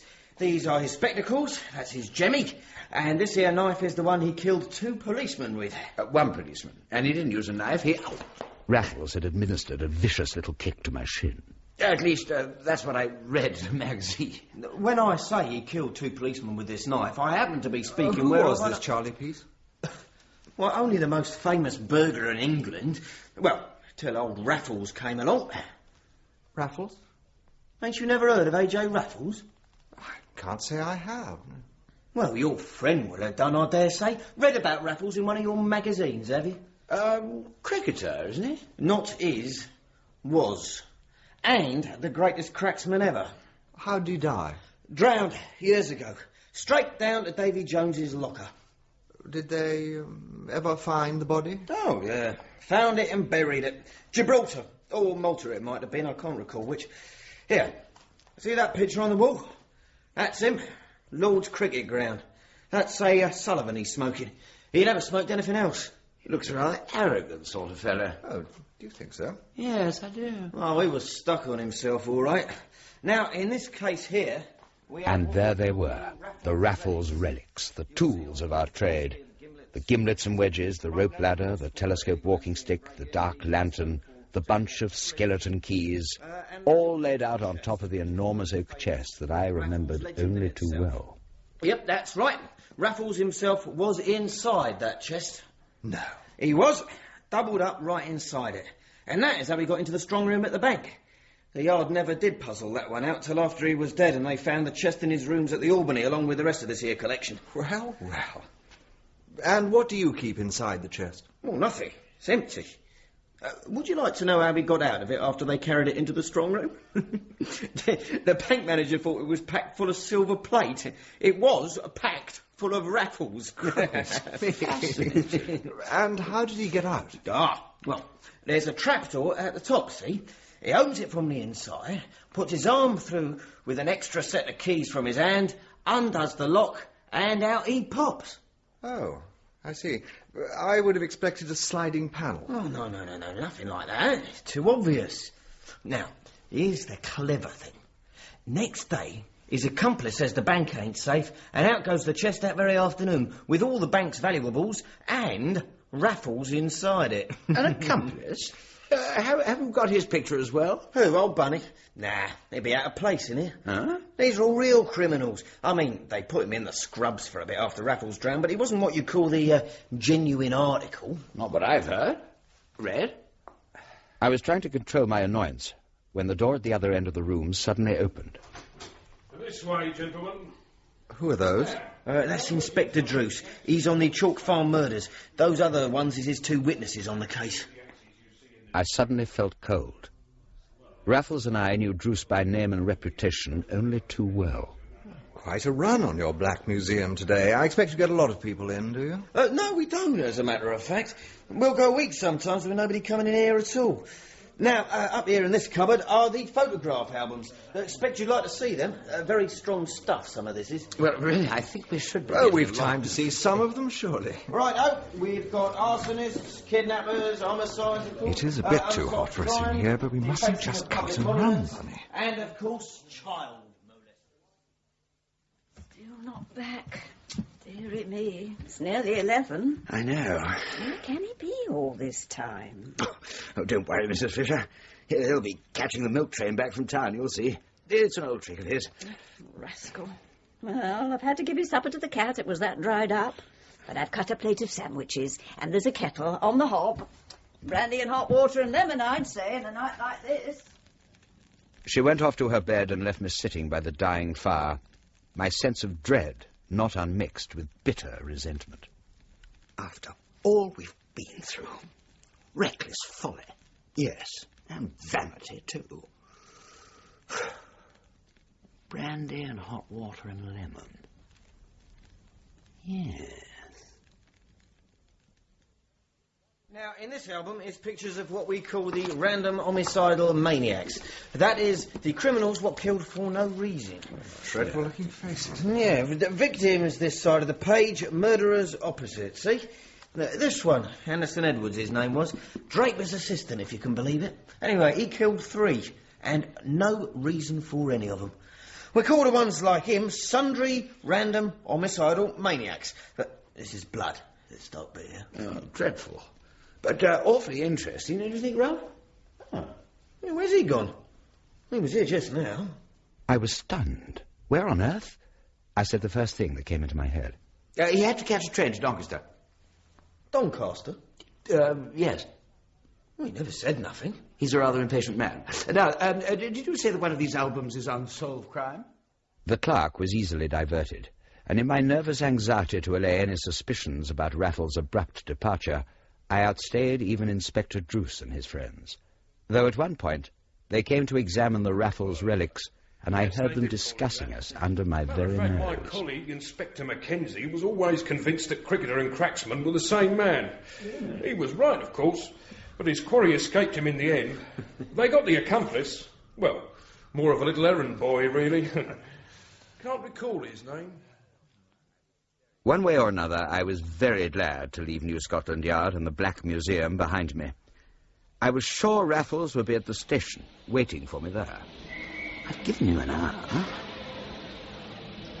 He must have already caught a train back, probably wondering what's happened to me. That was 7 hours ago. A white mist had rolled in off the river. There was nothing I could do now but wait and hope. I poured another brandy.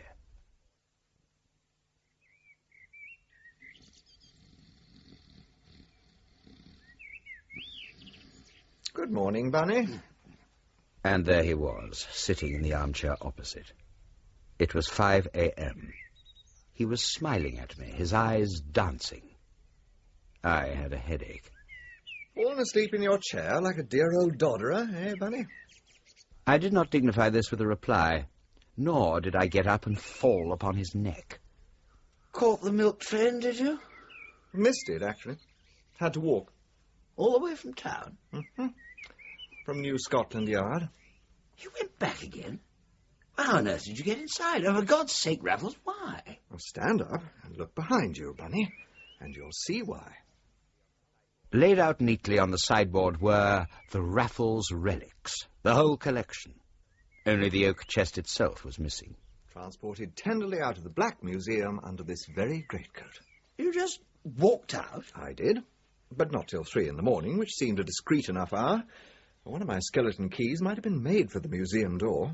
But how did you get in? I never went out. In the museum, the whole blessed time. Hiding? But where? Where? Oh, Bunny. In the chest. The chest? Where else? I slipped in while you were poring over those gory pictures. No, impossible. Not possible, Raffles. These things were still on the lid of the chest after you disappeared. I watched Druce show them to his friend. And I heard him.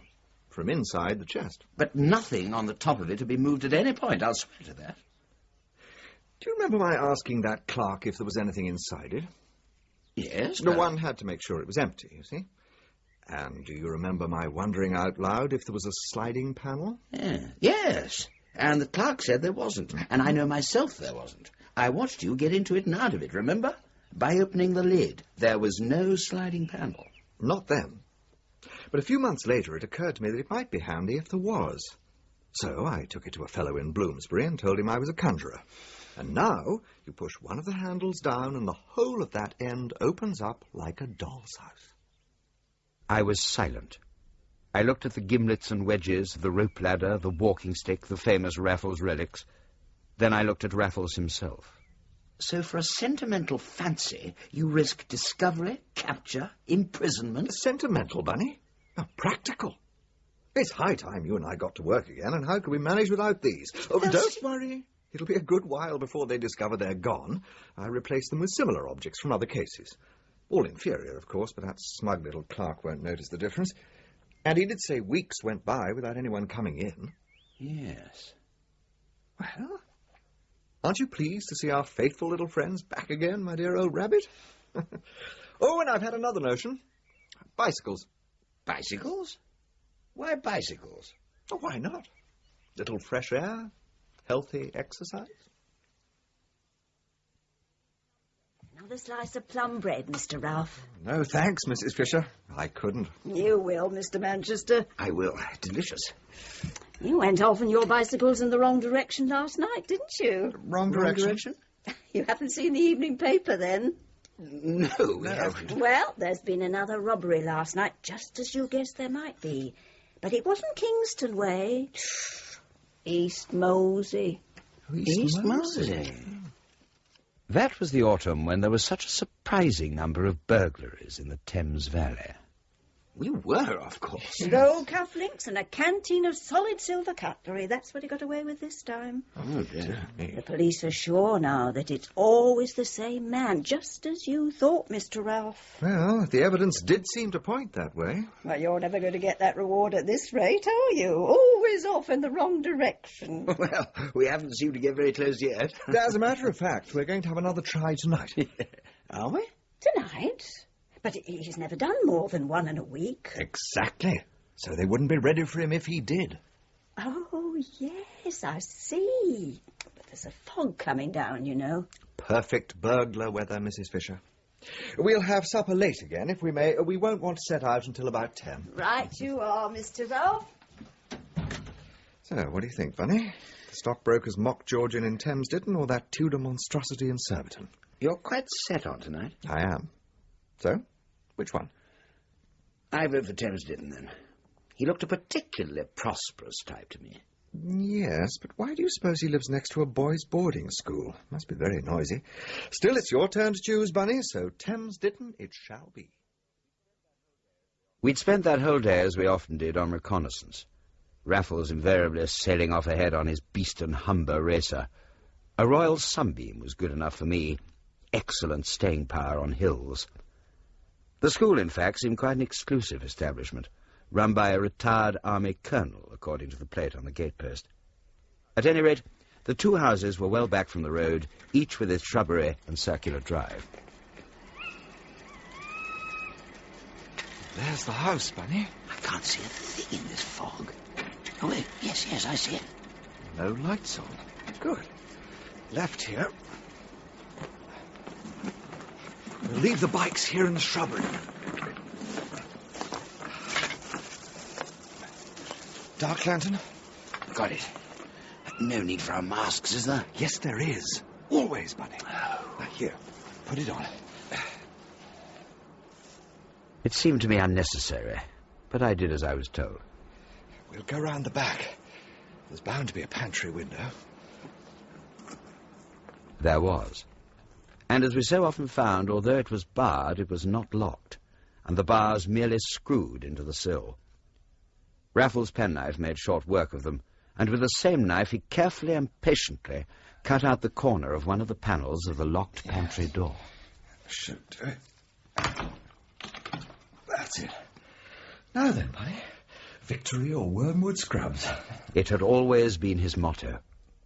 He smiled at me and slid his hand and wrist through the opening. The smile died on his lips. Got him! I'm caught, Bunny. What? Someone's got my hand. It's the wrong house, Bunny. The school next door. And the boys having some kind of midnight feast in the dark. I cursed the fog. Get out while you can, Bunny. Never mind me. It's my turn, old chap. Get out? His turn? I got out. The boys' excited voices died away behind me. No, it was my turn. Mine, not his. Whatever Raffles would have done in my place was the thing for me to do now. But what was the thing? I found myself knocking loudly on the front door. I'd forgotten I had that vile crepe mask on my face, and had just time to tear it off before the door flew open. 3 boys staring at me. A moment's utter panic. Then inspiration struck. He's gone into the next garden. What? Who? What do you mean? Who are you? Some fellows has just come out through your window at the back, head first. Thought it must be a thief. 2 of them. She'll wake the colonel. What is it? What's happening? Don't let go, Beefy. What's all that? We've got one of them in the kitchen. God, what's this? Dragged his hand when he put it through that hole, didn't you, Beefy? He was trying to reach the key. Well done. Now, if you're quick, you can get the other one, too. Other one? He saw somebody diving out the back window. Well, come on, let's get get on, him. Jacques. I say, don't all desert me. We must catch them both, Beefy. Look here, I'll stay with him. I've got a friend outside. I'll get him, too. Oh, well done, Yeah, sir. very well. Right, thank you very much, sir. All right, coming, so wait for me. Catch up, boys. Congratulations. Beefy, is it? Yes. Got him tight, have you? The tight as I can. He's pulling hard. Let me relieve you. No, thanks. You could do with a break, surely. I'll take over. No, I'm all right. I can manage. I don't think you can, you know. And I had him round the neck with both hands. Oh, I'm not proud of it. It was a vile act, but I wasn't going to see Raffles taken. I squeezed hard, till first one of Beefy's hands and then the other gave way, and I saw Raffles' pinched white fingers reaching upward and turning the key. Let him breathe, Bunny. I've got chloroform here. Give me your scarf. He cracked open a tiny vial, put a few drops on my scarf, and pressed it to Beefy's purple face. In a moment, the plucky fellow was snoring gently, and we lifted him into the pantry and locked the door. Then made swiftly for the front door and freedom. We got as far as the hall. Who's there? The voice came from behind us. I had just time to tear the infernal mask from Raffles' face before we turned round. A stout man with a blonde moustache, dressed in pyjamas, stood on the stairs. There's been an attempt made on your house by thieves, sir. Your boys have given chase. What? What's that? Thieves? Which way did the boys... And what are you two doing here? We were cycling past. We saw one of the villains escaping from the back window. Why was I not called? I should have been called. They think there are two thieves, sir. Perhaps you should search the house. Good idea, yes. One of you come with me. You. And you go and notify the police. Well, come along. We'll start with the studies. Best if we separate. I'll do the kitchen and scullery. Don't you agree? Safer to stick together. This way. Well, what are you waiting for? The police. Quickly. Right. He headed briskly for the front door, giving me an almost imperceptible wink. He would wait outside for me. But what was I to do? Must I attempt to strangle the Colonel, too? He was clearly much stronger than I, and besides, he had almost no neck. Are you coming around you? He got away. We couldn't find him anywhere. We went all the way down the... Oh, sir.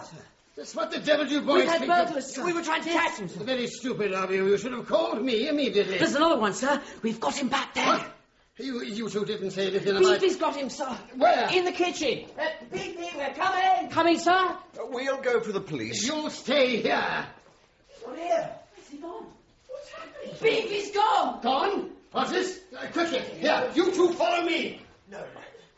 He was right here, sir. He had the thief by the hand. Through this hole. Where is he?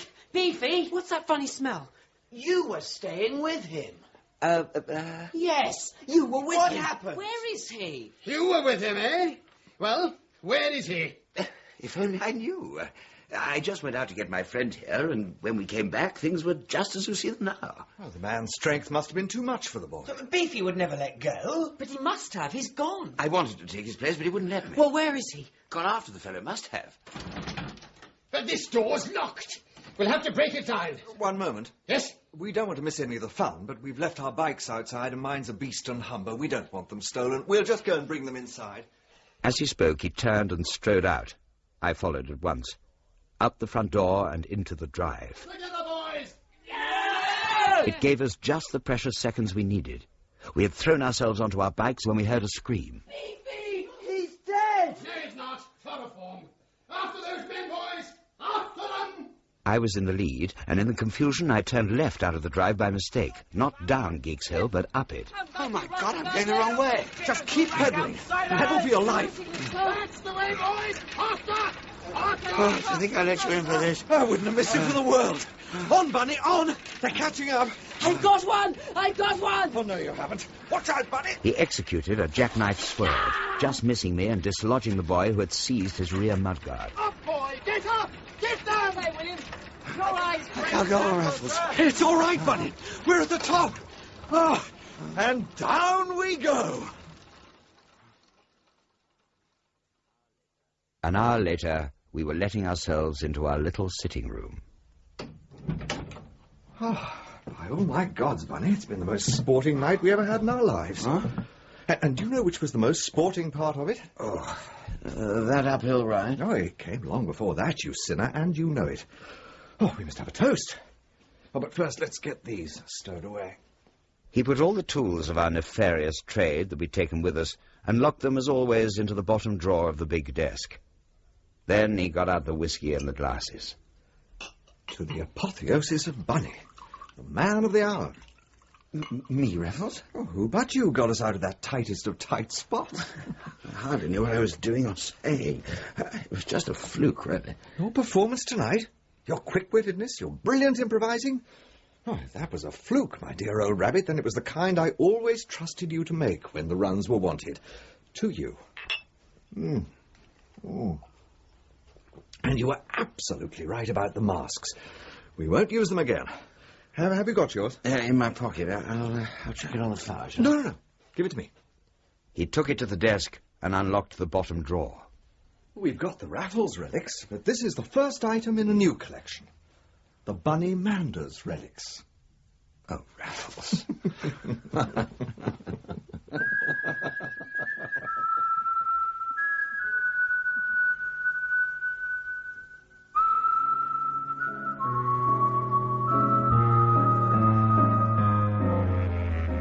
In The Raffles Relics, by E.W. Hornung, dramatised for radio by Alwyn Wymark, Jeremy Clyde was A.J. Raffles, and Michael Cochrane, Bunny Manders.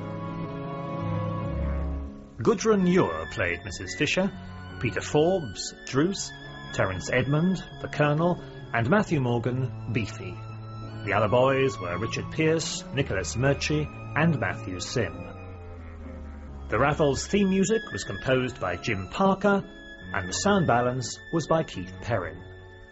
The Raffles Relics was directed by Gordon House.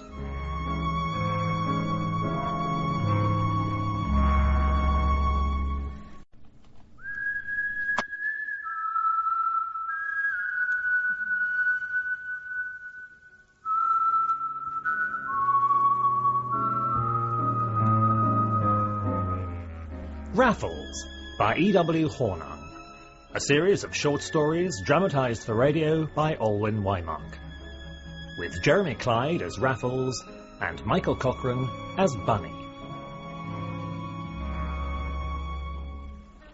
The Knees of the Gods. I know what you're thinking, Bunny. I doubt if you do, AJ. I do. And you've got to stop it, my dear old rabbit. Perhaps we won't ever see England again, or perhaps we will. It's on the knees of the gods.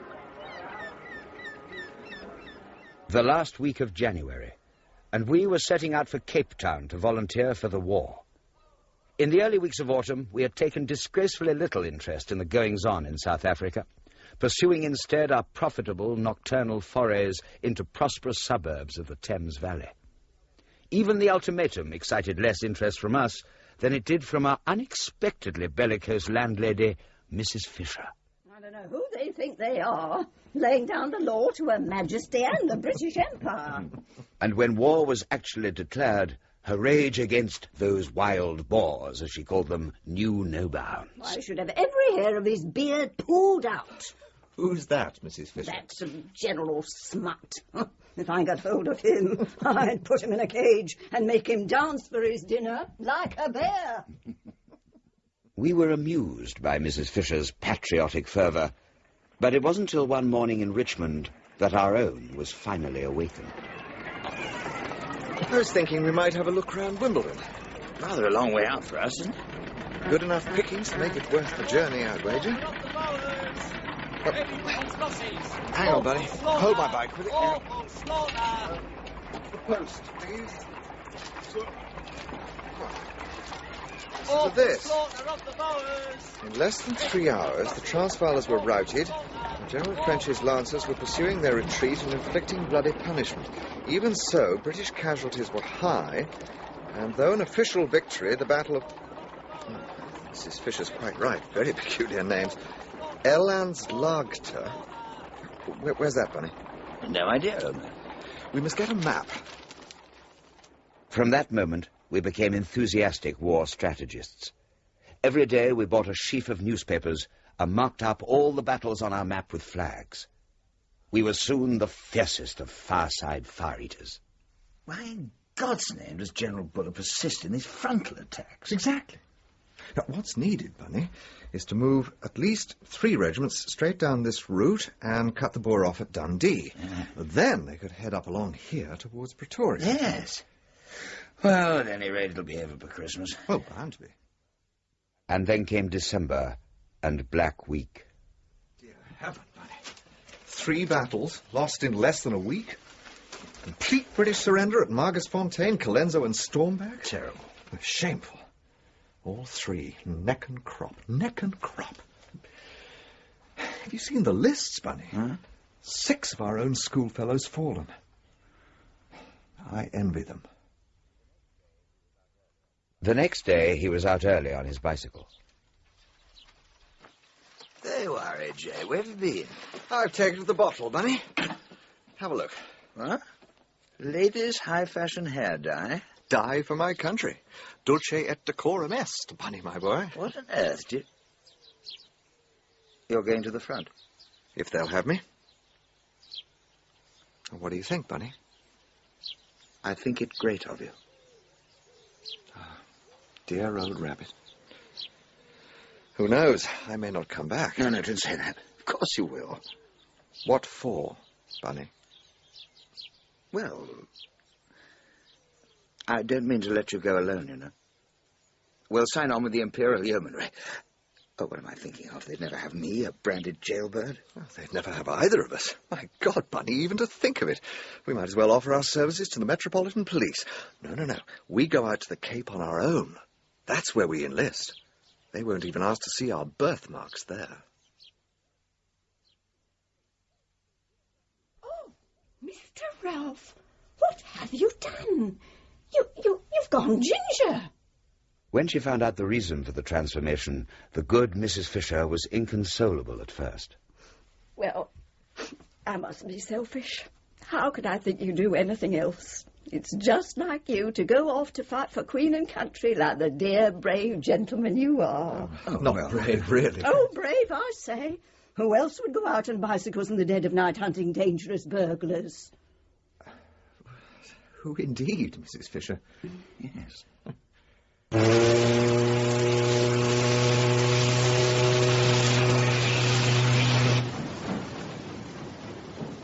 And now here we were on the deck of the SS Union Castle, watching the shores of England recede into the mist. One of those regiments of irregular horse is the thing for us, Bunny. Horse? Raffles, I don't ride. Well, they say one man in the saddle out there is worth 10 foot soldiers. All volunteers over here. Volunteers to sign up here. Names? Jack Ralph. Bertram Manchester. Both experienced riders? Yes, sir. Well, actually, yes, sir. Very experienced. I did improve, but I suffered some painful posterior bruising in the service of my country, and a good deal of ridicule from the squadron we joined. Raffles was the darling devil of them all, but never more loyally my friend. Oh, look out, Bertie! Poor sniper! What? Where? Over there! No, he's over there! Behind you, Bertie! He'll get you in the bum! Leave him alone, chaps. Only fooling about, Jack. Thanks to Raffles, I was soon accepted by most of the men as a sort of comic mascot, but not by Corporal Connell. He was a great hulking Irish ruffian who had singled me out for villainous bullying from the hour I joined. Corporal Connell? I say, Corporal. What do you want? Any more saddle wax? No. Oh, very helpful. Well, he's not that fond of you, Bertie. No, he's not. By Jove, it's hot. Well, by Jove, it ought to be, Bertie. It's the middle of summer out here, you know. I can't get used to it. The end of February. Astonishing. Oh, absolutely astonishing, old boy. Ha ha. Are you coming? Yes, when I've finished with this. Hey, look out. Connell's coming over. You'd better run for it, Bertie. I wouldn't dream of it. Good old Bertie. Cheerio. Cheerio. Take that back, Manchester. What do you mean? Think I didn't hear what you called me? I assure you, I didn't call you anything at all. You're a bloody liar, you bloody stuck-up English snub. Put up your fists. Right.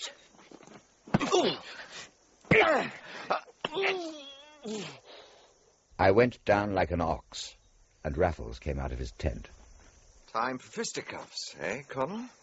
Oh, you want to join your friend, do you? Right. Their fight lasted 20 minutes, and Raffles didn't emerge unscathed. But at the end of it, the bully was a bully no more. Not long after that, the whole regiment was assembled for an announcement from our commanding officer. Silence for the General! Men, I have some good news. Yesterday afternoon, General Roberts marched into Bloemfontein. Bloemfontein has fallen. Yes!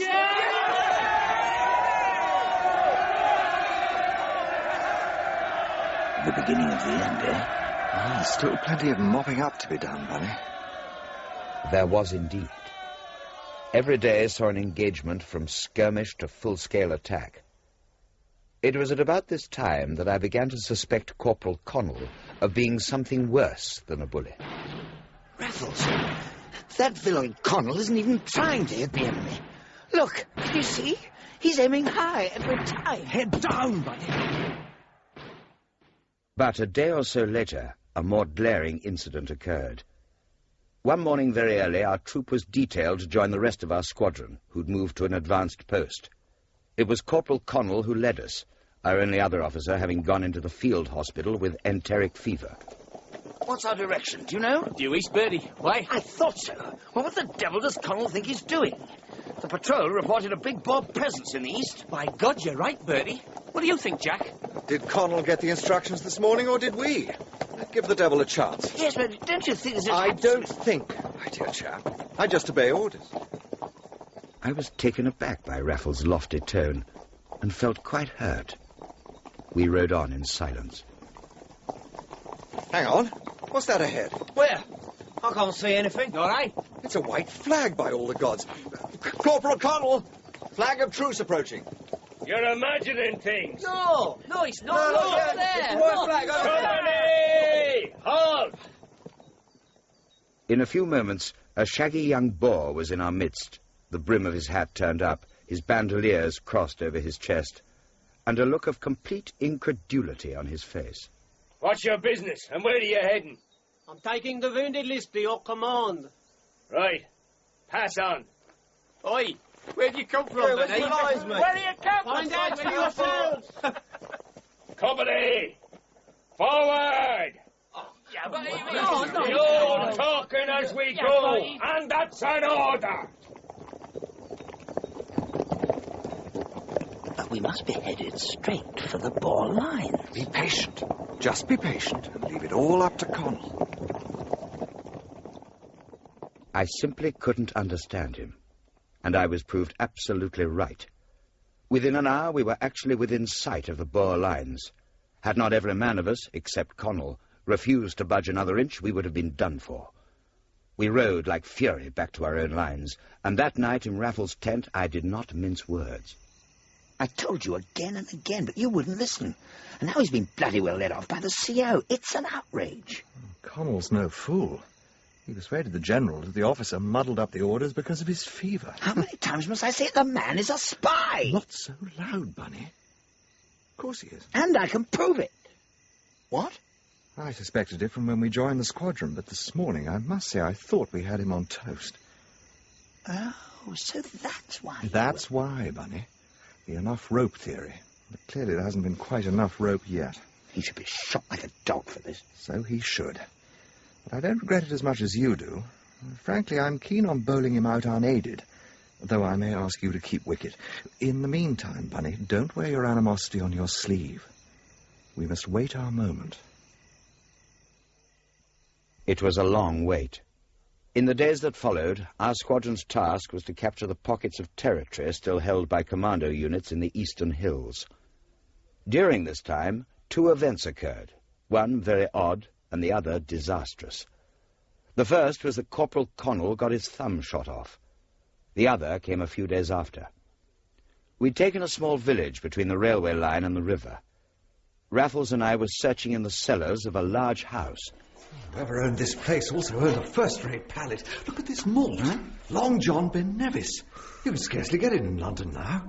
Here, we'll take one each. I can't fit any more out of my jacket. Leave one of the bottles of port, then. Oh, pity. What a vintage. Raffles, isn't this looting? Well, looked at one way, it might be, Bunny. But I prefer to think of it as an opportunity for us to brush up on our professional craft. We'd better be off. Through this window here. Blast. What is it? Oh, there's an officer coming. Don't walk too fast and try not to clink. Oh, my God, it's Peter Bellingham. I played with him at Lord's. Get in front of me, Bunny. Just a quick salute and on. He's up, sir. Evening. Wait a minute. Just hang on a minute. Sir? What the devil have you two been doing? Nothing, sir. Is that so? Well, let's have a look at that nothing, shall we? Whatever's under your jacket's laid out here. Yes. Oh, Long John of Ben Nevis. By God, it's been some time. What are your names? You? Manchester, sir. And you? Stand up straight, man. I can't see your face.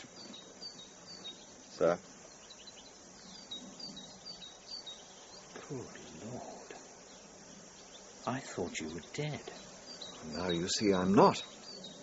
The army makes good cover for your old games, I see. Not true. I know you're thinking the wrong and will out, aren't you, Peter? I beg your pardon, sir. But he isn't let out on the field. We're playing the game as much as you, sir. This is the fellow who was taken when you swam for it? It is, and I can vouch for him. He's as brave a man in battle as any in our squadron. Is he indeed? Begad, 1870, this port. Now, this is a serious case. I shall have to go into it with some care. My tent's the 5th one down from the depot. Report to me there in 15 minutes. Sir. Oh, and, bring the evidence.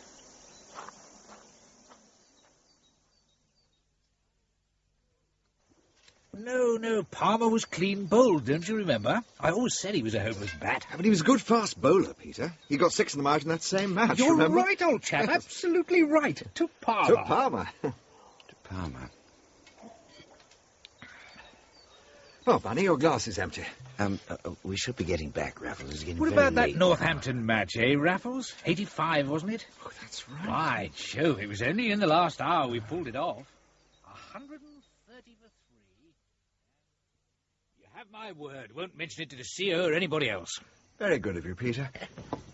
Quite sure you won't have this other bottle of the malt? No, keep it. Good night. Good night. Good night. Oh, yes, good night.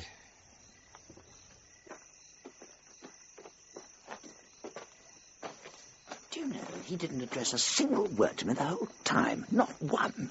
Take no notice, Bunny. He always was a frightful snob. Hey, you! That looked like Connell. Did it? Yeah. I saw the bandage on his hand. Do you think he was following us? Though Connell's right thumb was supposed to have been shot off in a recent skirmish, no one actually saw it happen, and I wasn't the only one convinced it was self-inflicted. However, he got away with it. He was put in charge of our horses and excused from action. That's right! I want the horses taken back from the lines. There's not enough cover for them here. You, sir, and you. Me? Yes, you. Take them down to Connell in the ravine. As we galloped down the hill, a shell burst almost on top of us. The man next to me was hit. The whole back of his head was blown off. He and his horses fell together in a tangled, screaming mass. I managed to get my horses to the ravine and left them with Connell. Then I half walked, half crawled back up the hill. It was getting dark. For once, the discomfort in the trenches was no bar to slumber.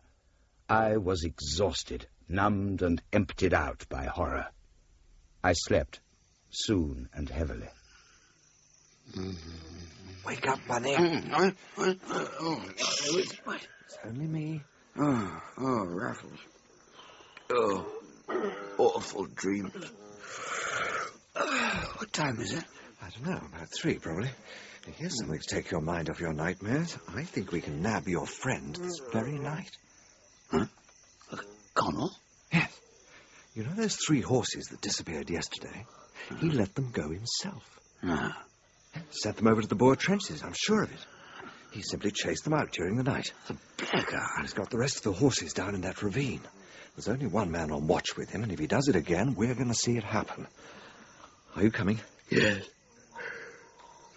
Yes, of course I am. Good man. Follow me. Oh, and keep right down. We're a perfect target for snipers in this moonlight.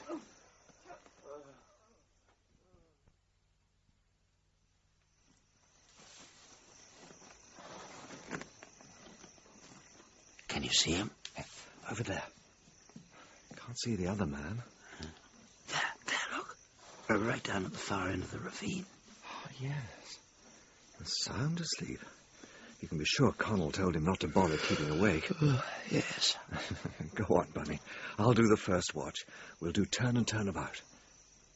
I needed no further prompting, but curled up like a hedgehog and drifted into a thankfully dreamless sleep. It seemed only 5 minutes later that I woke to a shake from Raffles. Look, huh? You ready? Right. I can't see what he's done with his rifle, but he mustn't have a second's time to reach it. You take his left arm and hang on like a ferret. I'll do the rest. Now, Bunny.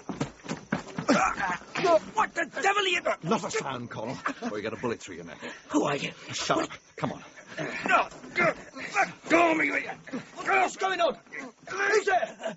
Ralph and Manchester. We're taking Connell to the CO. Stay on guard there. To my surprise, Connell at once stopped resisting us. We no longer had to pull and drag him. I suddenly realized he was laughing. What's so funny, Connell? I don't think you'll be telling the CEO anything at all about me, you know. You're wrong. Right, now, just stop for a minute, will you? Now then, it'll be me doing the talking, not you. Telling the CEO who you are, Mr. Raffles. My God. Oh, yes, and you too, little bunny Manders. I heard you all in the captain's tent last night, so bloody let me go and be quick about it. From now on, you two'll be doing what I say. Oh, let me go. I'll see you damned first. Oh, then you're damned and done for yourself, cocky. They'll send you home to prison and you get 14 years. Think you like that? Oh, let go of my arm. I shall have the pleasure of hearing you shot first, and that alone will make prison bearable. What? Come on, Bunny. But Raffles, I said, come on. Drag the swine along. Let's get this over. Are you mad, you bloody stupid fools? Let me go. Let go of me, you bastards. Let me go. Are you mad?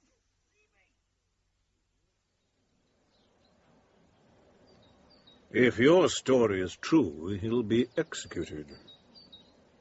Is there any truth in his story? It is perfectly true, sir. The notorious Raffles has been alive all these years, and you are really he? I am, sir. And you are his accomplice, Manders, is it? Yes, sir. And what are you doing at the front, Mr. Raffles? I'm fighting, sir. Did you know he was going to give you away? Yes, sir. But you thought it worthwhile, did you? I thought it necessary, sir. I see. I shall sift all this. An officer's name was mentioned, and I shall see him myself. Meanwhile, Private Ralph, Private Manchester, you had better go on fighting.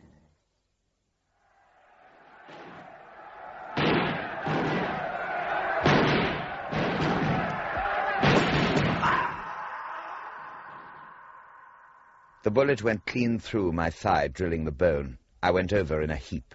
There was no cover. I was completely exposed on the bare hill. The pain began. Connell had been executed that afternoon, and now I waited with a kind of sick weariness for the bullet that would finish me off. Push with your good. I've got you. That's it. Just over to that rock. Can you see it? Hold up. There's a brave fellow. Well, it's pretty poor cover, but it'll do if we keep right down. Now, on your back, Benny.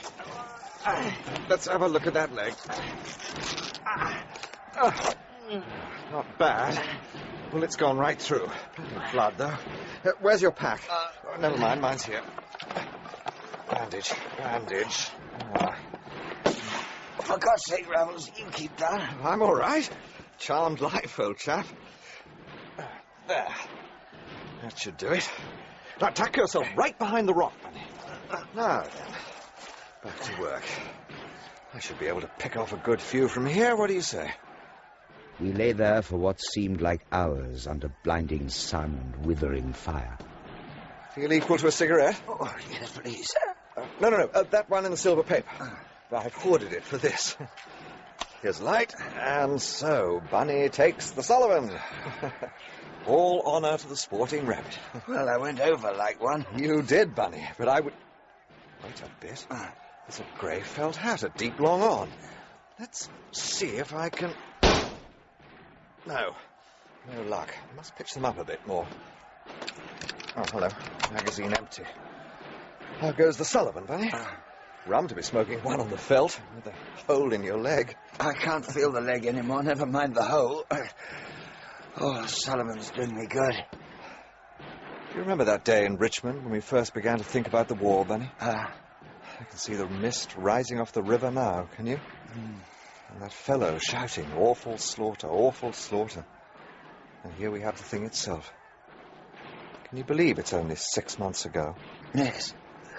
We were slow to catch fire. It's too slow. But when we did, we soon flared up. And then went out? Don't say that, AJ. Oh, only a joke, Bunny. Oh. You'll be all right, I promise you. Probably just a slight distinguished limp. There. That's got it. Now, another over at the Grey Hat.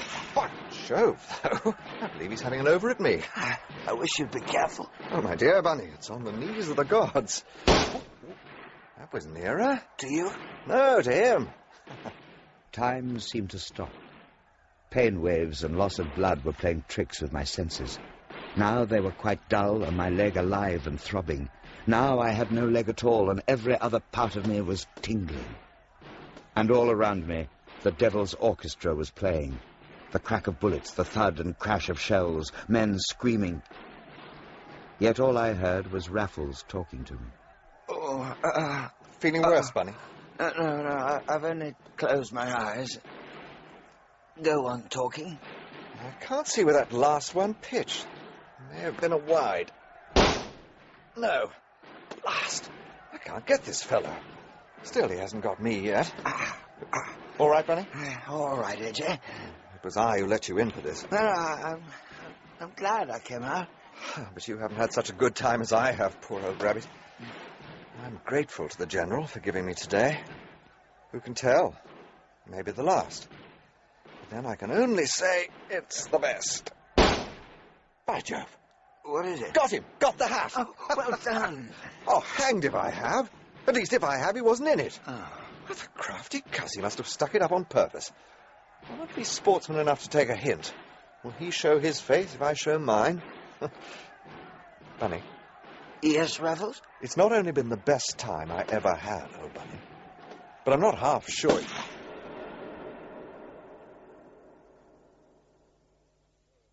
Sure of what, I can but guess. The sentence was not finished, and never would be in this world.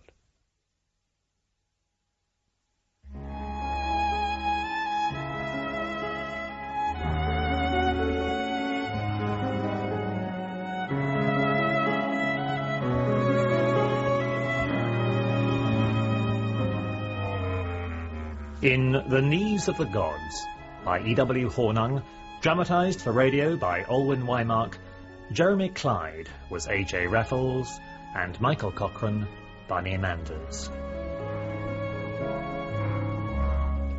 Seán Barrett played Connell, Nicholas Murchie, Keith Drinkle, Peter Gunn and John Webb, the soldiers, Peter Penry-Jones, the General, Eric Allen, Bellingham, and Gudrun, Mrs. Fisher. The Raffles theme music was composed by Jim Parker, and the sound balance was by Keith Perrin. The Knees of the Gods was a BBC World Service drama production, directed by Gordon House.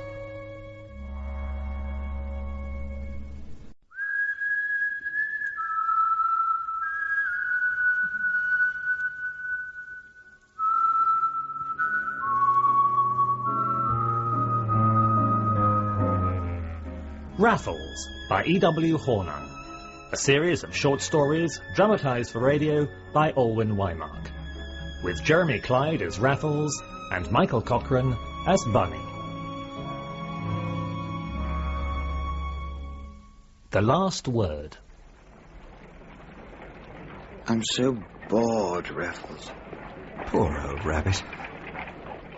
I was walking through Holborn on the way to the office of the literary magazine which employed me. The bright June morning was in painful contrast to the desolation I felt now, and almost always these days. This job is tedious and stupid.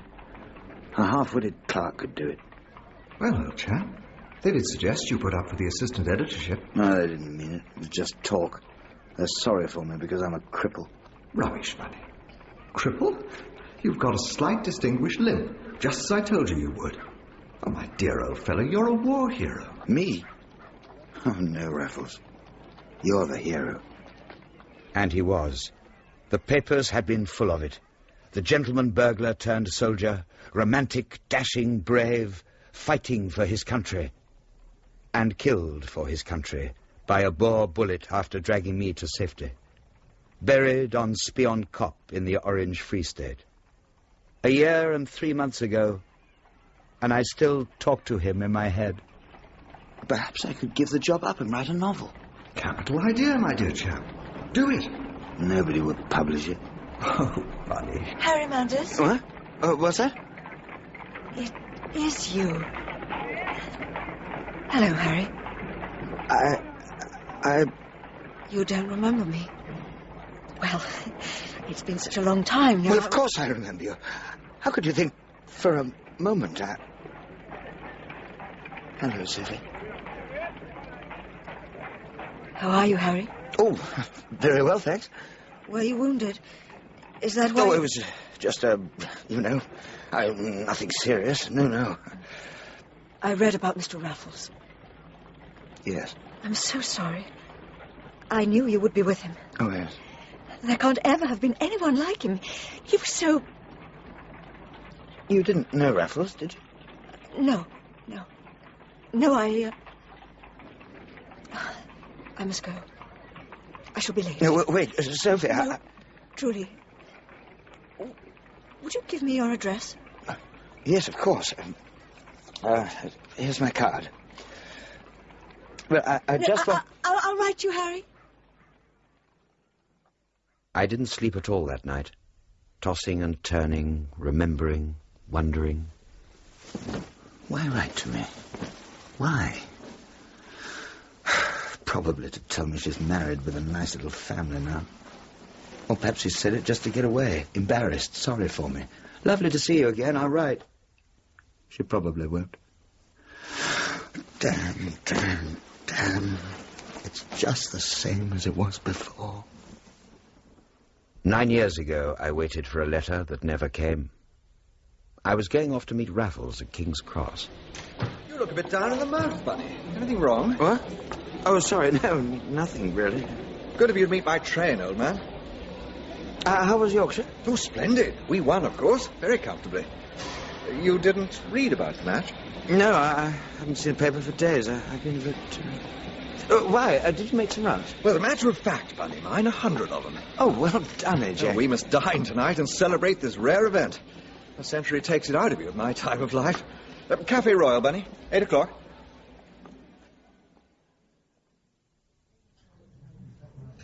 She's an orphan, you see. Not a penny of her own. Not that mattered.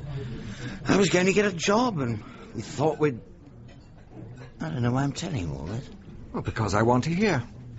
Have a little more champagne. Oh, thank you. Now then, her name is Sophie Carruthers. She's 19 and the prettiest girl in the world. Oh, if you could see her, Raffles. She's not just pretty, she's... Exquisite? Yes. Most exquisite girl in the world, and she loves you, and you love her, and the aunt with whom she lives in the country has a sneaking softness for you, whereas the aunt's illustrious brother... I say, Bunny, it's not Hector Carruthers, is it? The cabinet minister? It is. Oh. And he's a mean-minded, pompous old bigot. Last year he took it into his head that I wouldn't do, so when Sophie and her aunt were staying in town... 22 Palace Gardens? Yes. How did you know? Very rich man, Carruthers. Has Croesus. At any rate, for this whole last year, Sophie has not been at home to me when I call. I'll never see her again. Did she answer your letter? No. That's what's driving me mad. I posted it on Saturday. To Palace Gardens? No, she's in the country. It's Wednesday now, and I haven't had a line. I was right to break it off, wasn't I, Raffles? It was the right thing to do. Yes, Bunny, I'm afraid it was. But it needn't have been. You should have told me about her. I'd never have taken you along with me to Bond Street. I didn't tell her anything about all that in the letter. I just said I'd become involved in things that made me altogether unworthy of her. I didn't give you away, Raffles. Oh, my dear chap. It never occurred to me for an instant that you had. You're a man of complete loyalty, Bunny. But not of honour. Not anymore. Well, honour, Bunny. It's not entirely simple, is it? How do all those very rich people get their very great riches, for example? Honour and money don't always make good bedfellows. However, a little more, Paul Roger? So, you've not been in the Palace Gardens house for some time? No, not for months. But you used to visit there often? Oh, yeah. Before old Carruthers took against me, I had the run of the place when Sophie was in London. What about the window fastenings? Raffles. A house I've dined in. A house I've seen her in. Well, my dear don't go on, please, or I shall leave. Your scruples would do you credit if old Carruthers still lived in the house in question. You mean to say he doesn't? Palace Gardens knows the name no more. Not for the last 2 months. She never mentioned it. I would suspect that she avoids the subject of her uncle altogether with you. But who's taken the house if Carruthers has moved? How do you know it's still worth a visit? Well, in answer to your first question, Lord Lochmaben. Never heard of him. Your other question is not worth an answer. It's my business to get to know these things. As it happens, Lady Lochmaben's diamonds are every bit as good as Mrs. Carruthers. And the chances are she keeps them where Mrs. Carruthers kept hers. If you could enlighten me on that point? I could, and I did. I was rather impressed with my powers of observation and memory for detail. The special window fastenings, the Yale locks on all the inside doors, the safe let into the wall behind a bookcase in the library. The library, where she and I had so often sat, under the kindly eye of the old aunt who had an endearing habit of dropping off to sleep. Well, that's all I shall want from you, Bunny, my boy. I must be off to Kensington. My bill, please. Yes. You're going to the house now? There's no night like tonight.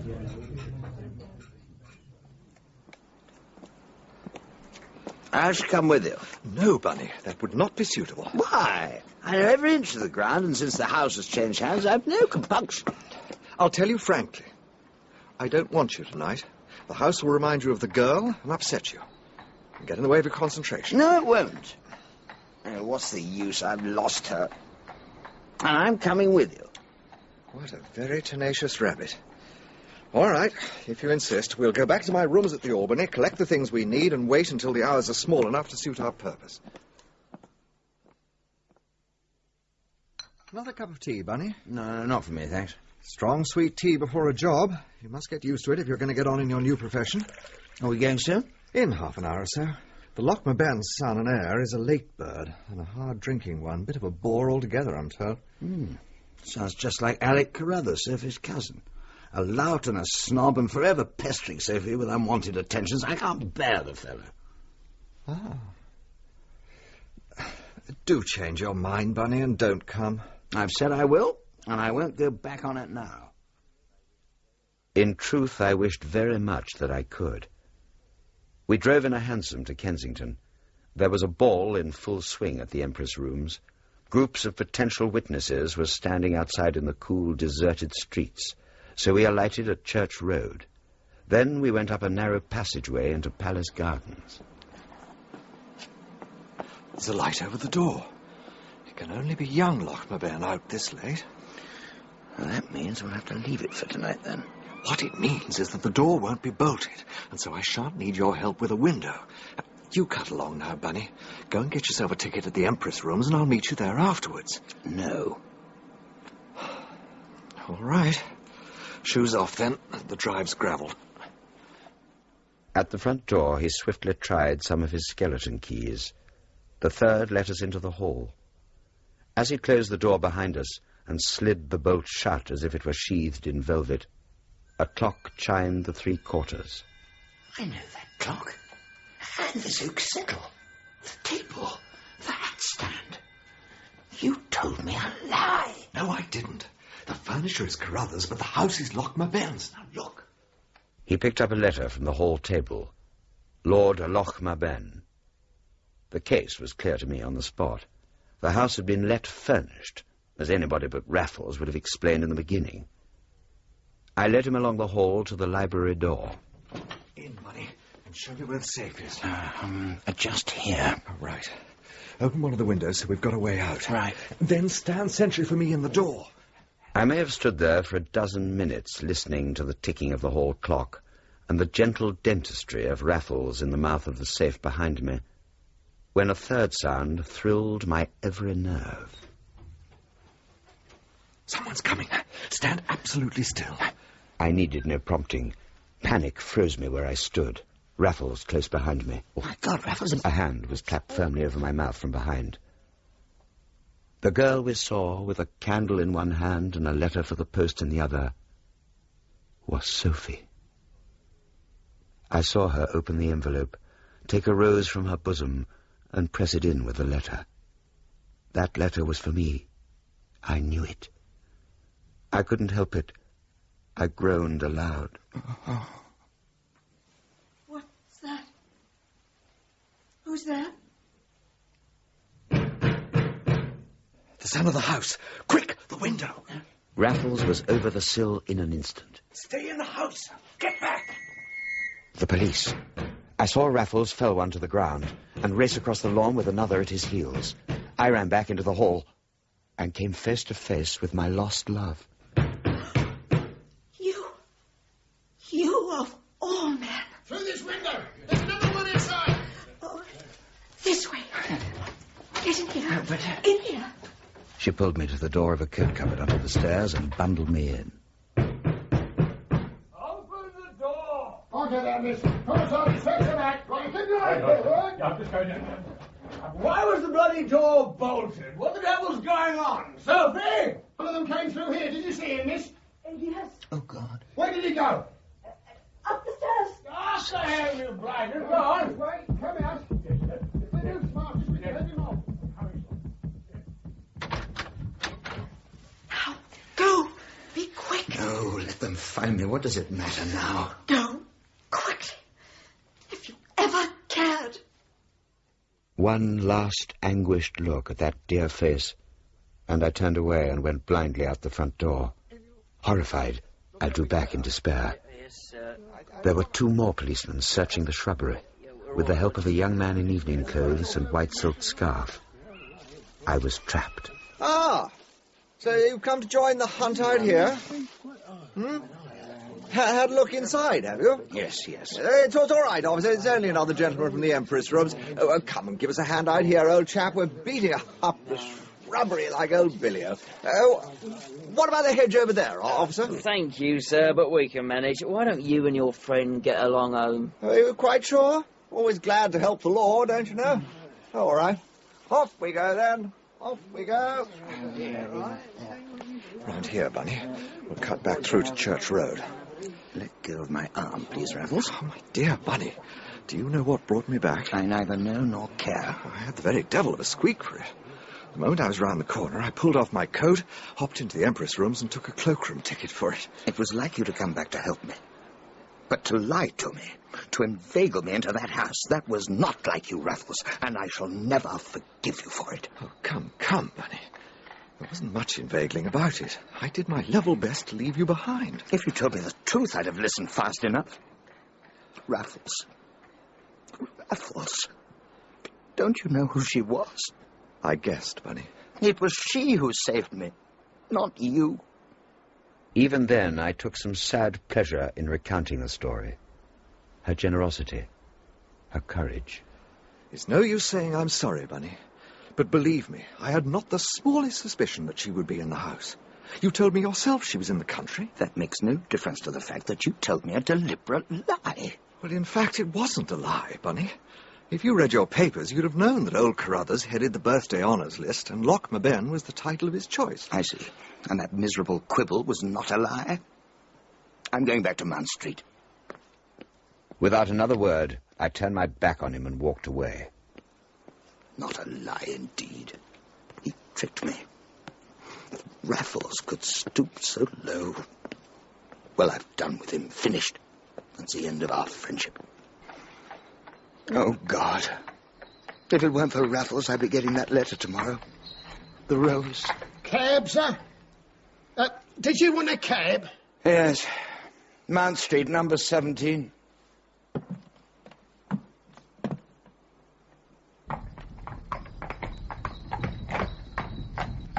No, I've lost her. Forever. And I've lost Raffles, too.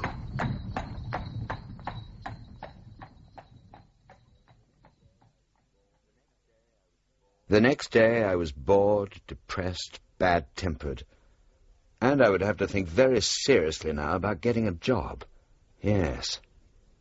I decided to go to my club. I looked at the faces around me at the bar. Why had I never noticed how uninteresting they all were? Noisy, trivial, self-satisfied. Compared to Raffles, they were all just... I wasn't going to think about Raffles. I ordered a whiskey and soda. I say, Manders, you know old Hector Carruthers, don't you? Lord Whatchamacallit, I should say. Slacker? See the evening paper? He was burgled last night. All right. Yeah, they didn't get anything. Surprised in the act. They got away. The house positively crawling with the constabulary, and they got clean away. Extraordinary. Seems a young woman of the house actually saw one of them, and you know, she couldn't tell the police a thing about it. Not a blessed thing. It said that in the paper. That's not all. She actually also maintained that even if there was an arrest, she was sure she wouldn't be able to make an identification. She did? I assure you, old boy. What an absolutely cretinous creature, eh? Still, that's women for you. I put down my drink and left the club. If I'd stayed, I would have hit him. But I bought an evening paper and read and reread the relevant passage. It kept a certain faint glow alive within me, until the morning brought me back the only presents I'd ever been allowed to give her. Books, directed in her hand, but without a note. Not a word. Come in. Raffles. Thought I'd drop by and see how you were, Bunny. My stern resolve wavered and was gone in the smoke of our cigarettes. I realized I had only myself to thank for those last terrible moments. Raffles had made every effort to stop me going with him. The only comfort was that Sophie now knew quite clearly why I had broken it off between us. Have you heard from her, Bunny? In a way. A letter? No. Oh, I thought she might write to you. No. Oh, in a way, you said. So she's been in touch. These books came this morning. My only presents to her. With no word? Nothing. But well, why should she write to me, Raffles? What could she possibly say? I don't know. I only thought that the girl who went so far to get a fellow out of a tight place might go a little further to keep him from getting into another. I can't see at all why you should expect that of her. And it was nearly a decade before I finally understood why he did. So you're out of paradise after all. Well, Bunny, if they don't want you there's a little inferno in the Albany, where you'll be as welcome as ever. And somehow, in all the years that followed, I'd managed to keep that chamber of my heart tightly closed, which housed my memories of Sophie Carruthers. Until now. The dawn chorus. These days I usually cursed it for dragging me out of the comfort of dreams into the cheerless days. But today I welcomed it. I got up and went quickly downstairs. A letter.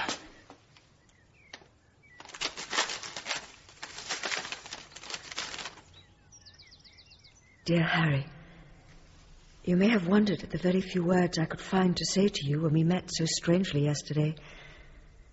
I was grieved to see you so cruelly hurt and limping, though I honour you for your brave wound.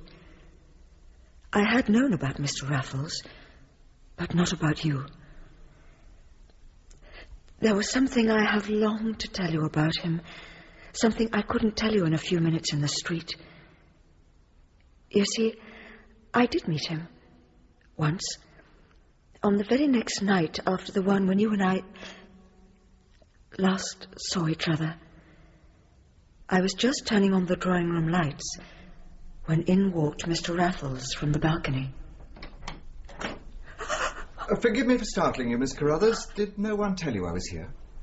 Of course I recognized him. I had seen him play at Lord's, and I knew he was your closest friend. No, they did not, Mr. Raffles. And if Harry Manders sent you, I must ask you to leave. I promise you he has absolutely no idea I'm here. He would certainly not have allowed me to come. In that case, may I ask?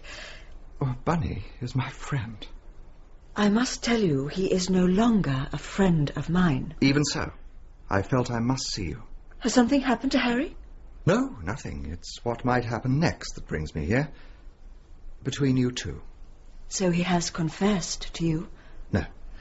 Then let me tell you something you may not be aware of, Mr. Raffles. Your friend, Bunny, is a thief. He was one of the 2 men who attempted to burgle this house last night. I know that. Then he did tell you. He didn't have to, Miss Carruthers. I was the other man. I stared at him. He had said it so simply. Shall I ring for the servants? No, thank you. I don't frighten easily, Mr. Raffles. No. No, you don't. And besides, I don't believe you. You're only saying that for Harry's sake. You see these? The rope ladder and the telescope walking stick. I use them to effect balcony entries. As now. Then it is... No, I won't believe it. This is some kind of elaborate... Mr. Raffles, I know that Harry broke into this house last night because I saw him. But you... Well, it's not possible. You're a world-famous cricketer. And the amateur cracksman you may have read about in the newspapers. It is true, then? Yes. And it's true that Harry, would never have turned... Please, whatever you're going to say, Mr. Raffles, it is also true that he has deceived me, lied to me. All the time I've known him, he's been living this dreadful secret life. No, not all the time. Listen, it began only a few weeks ago. Bunny came to see me at the Albany in a state of suicidal despair. That night, he very foolishly signed a worthless cheque for his losses at Baccarat. He thought I might help. In my fashion, I did help him. I needed an accomplice for a job I had in mind, and so I took him with me to Danby's Jewellers in Bond Street. That was you? That was us. And now, Miss Carruthers, you have my liberty and my fate in your hands just as you had Bunny's last night. And that was true. Telling me about his double life was an act of real self-sacrifice. And he did it for you, Harry. Without me, Bunny wouldn't entertain the thought of any kind of crime for an instant. I push and prod and persuade. I tease him and laugh at him because, for me, the whole thing is a game. A game? The only game I know, which is always exciting and always full of danger. Bunny doesn't need any of that, but I must have it. But your family... Forgive me, I know it sounds foolish, but don't you ever think of your mother? Never. As a matter of fact, she and I never managed to meet. She died, as they say, in childbirth. I've often wondered if that makes me a matricide. Oh. In fact, I've not a single relative in the world, and that's a great advantage in my line of business. Oh, Mr. Raffles, I implore you, give it up. Give it up. Oh, don't cry. You must admit, Miss Carruthers, that one can hardly be a blot on the escutcheon of a family that doesn't exist. Oh, please, don't cry. I promised him that I would write, and that I would see you if I could. Well, I did write, and I did mean to see you, but I never had an answer to what I wrote. It was only one line. I couldn't bring myself to write more, and I slipped it into one of the books when I sent them back to you. Oh, my God. My God. Years later, those same books, with my name in them, were found in your rooms and sent back to me. Clearly, you'd never seen my note. There it was, just where I'd put it. But it was too late then to write again. Oh, I can't bear to read any more. But I couldn't resist reading on. What I want to say to you, Harry, is that I hope you are not morbid about the past. It's not for me to condone it, of course, but I understood that night that Mr. Raffles was what he was because he loved adventure, and that you were what you were because you loved Mr. Raffles. But he is dead, and you have been punished. You have paid for what you did. You always wanted to write. Well, Surely you must have enough to write about for a literary lifetime. You must make a new name for yourself. You must, Harry, and you will. And then one last brief paragraph that made my heart suddenly race. Dear Harry, if this letter makes you realize that one of your oldest and dearest friends is glad to have seen you, and will be gladder still to see you again, and talk of anything and everything, except the past, I may cease to be ashamed even of its length. And so goodbye for the present. From Sophie. Hope. I felt hope, and a great wave of thankfulness to my lost friend, that he should have taken such a risk for my sake, that he put his own fate into the hands of a complete stranger, but one that he knew was precious to me. And to think that to the very end I never heard one word of it from Raffles.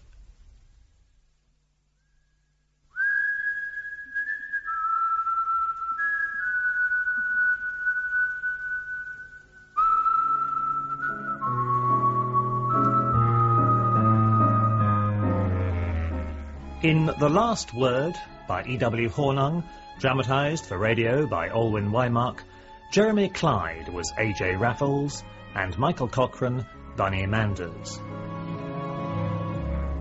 Emily Richard played Sophie, Matthew Morgan, Alec, and Terence Edmund, John Church and Matthew Sim were the three policemen. Other parts were played by members of the cast. The Raffles theme music was composed by Jim Parker, and the sound balance was by Keith Perrin. The Last Word was a BBC World Service drama production, directed by Gordon House.